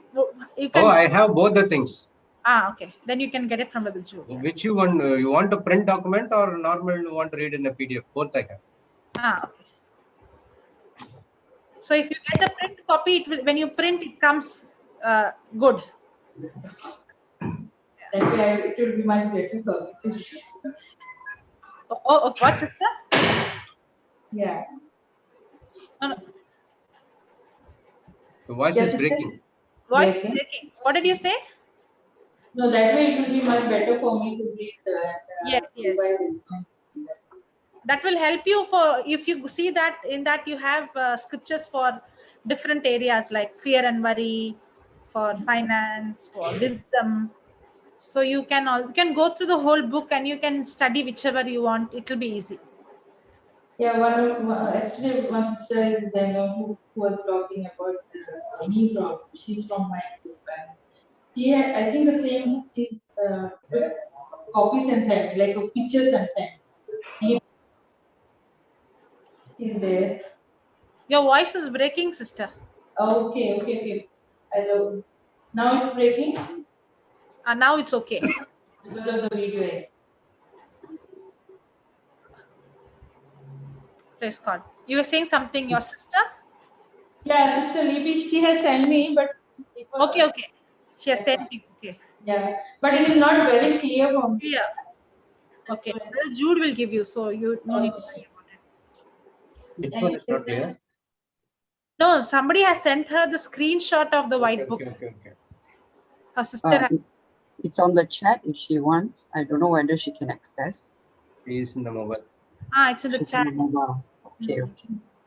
Sister Jessie, you can make it as a PDF, live link and share it whenever you're sharing in Zoom.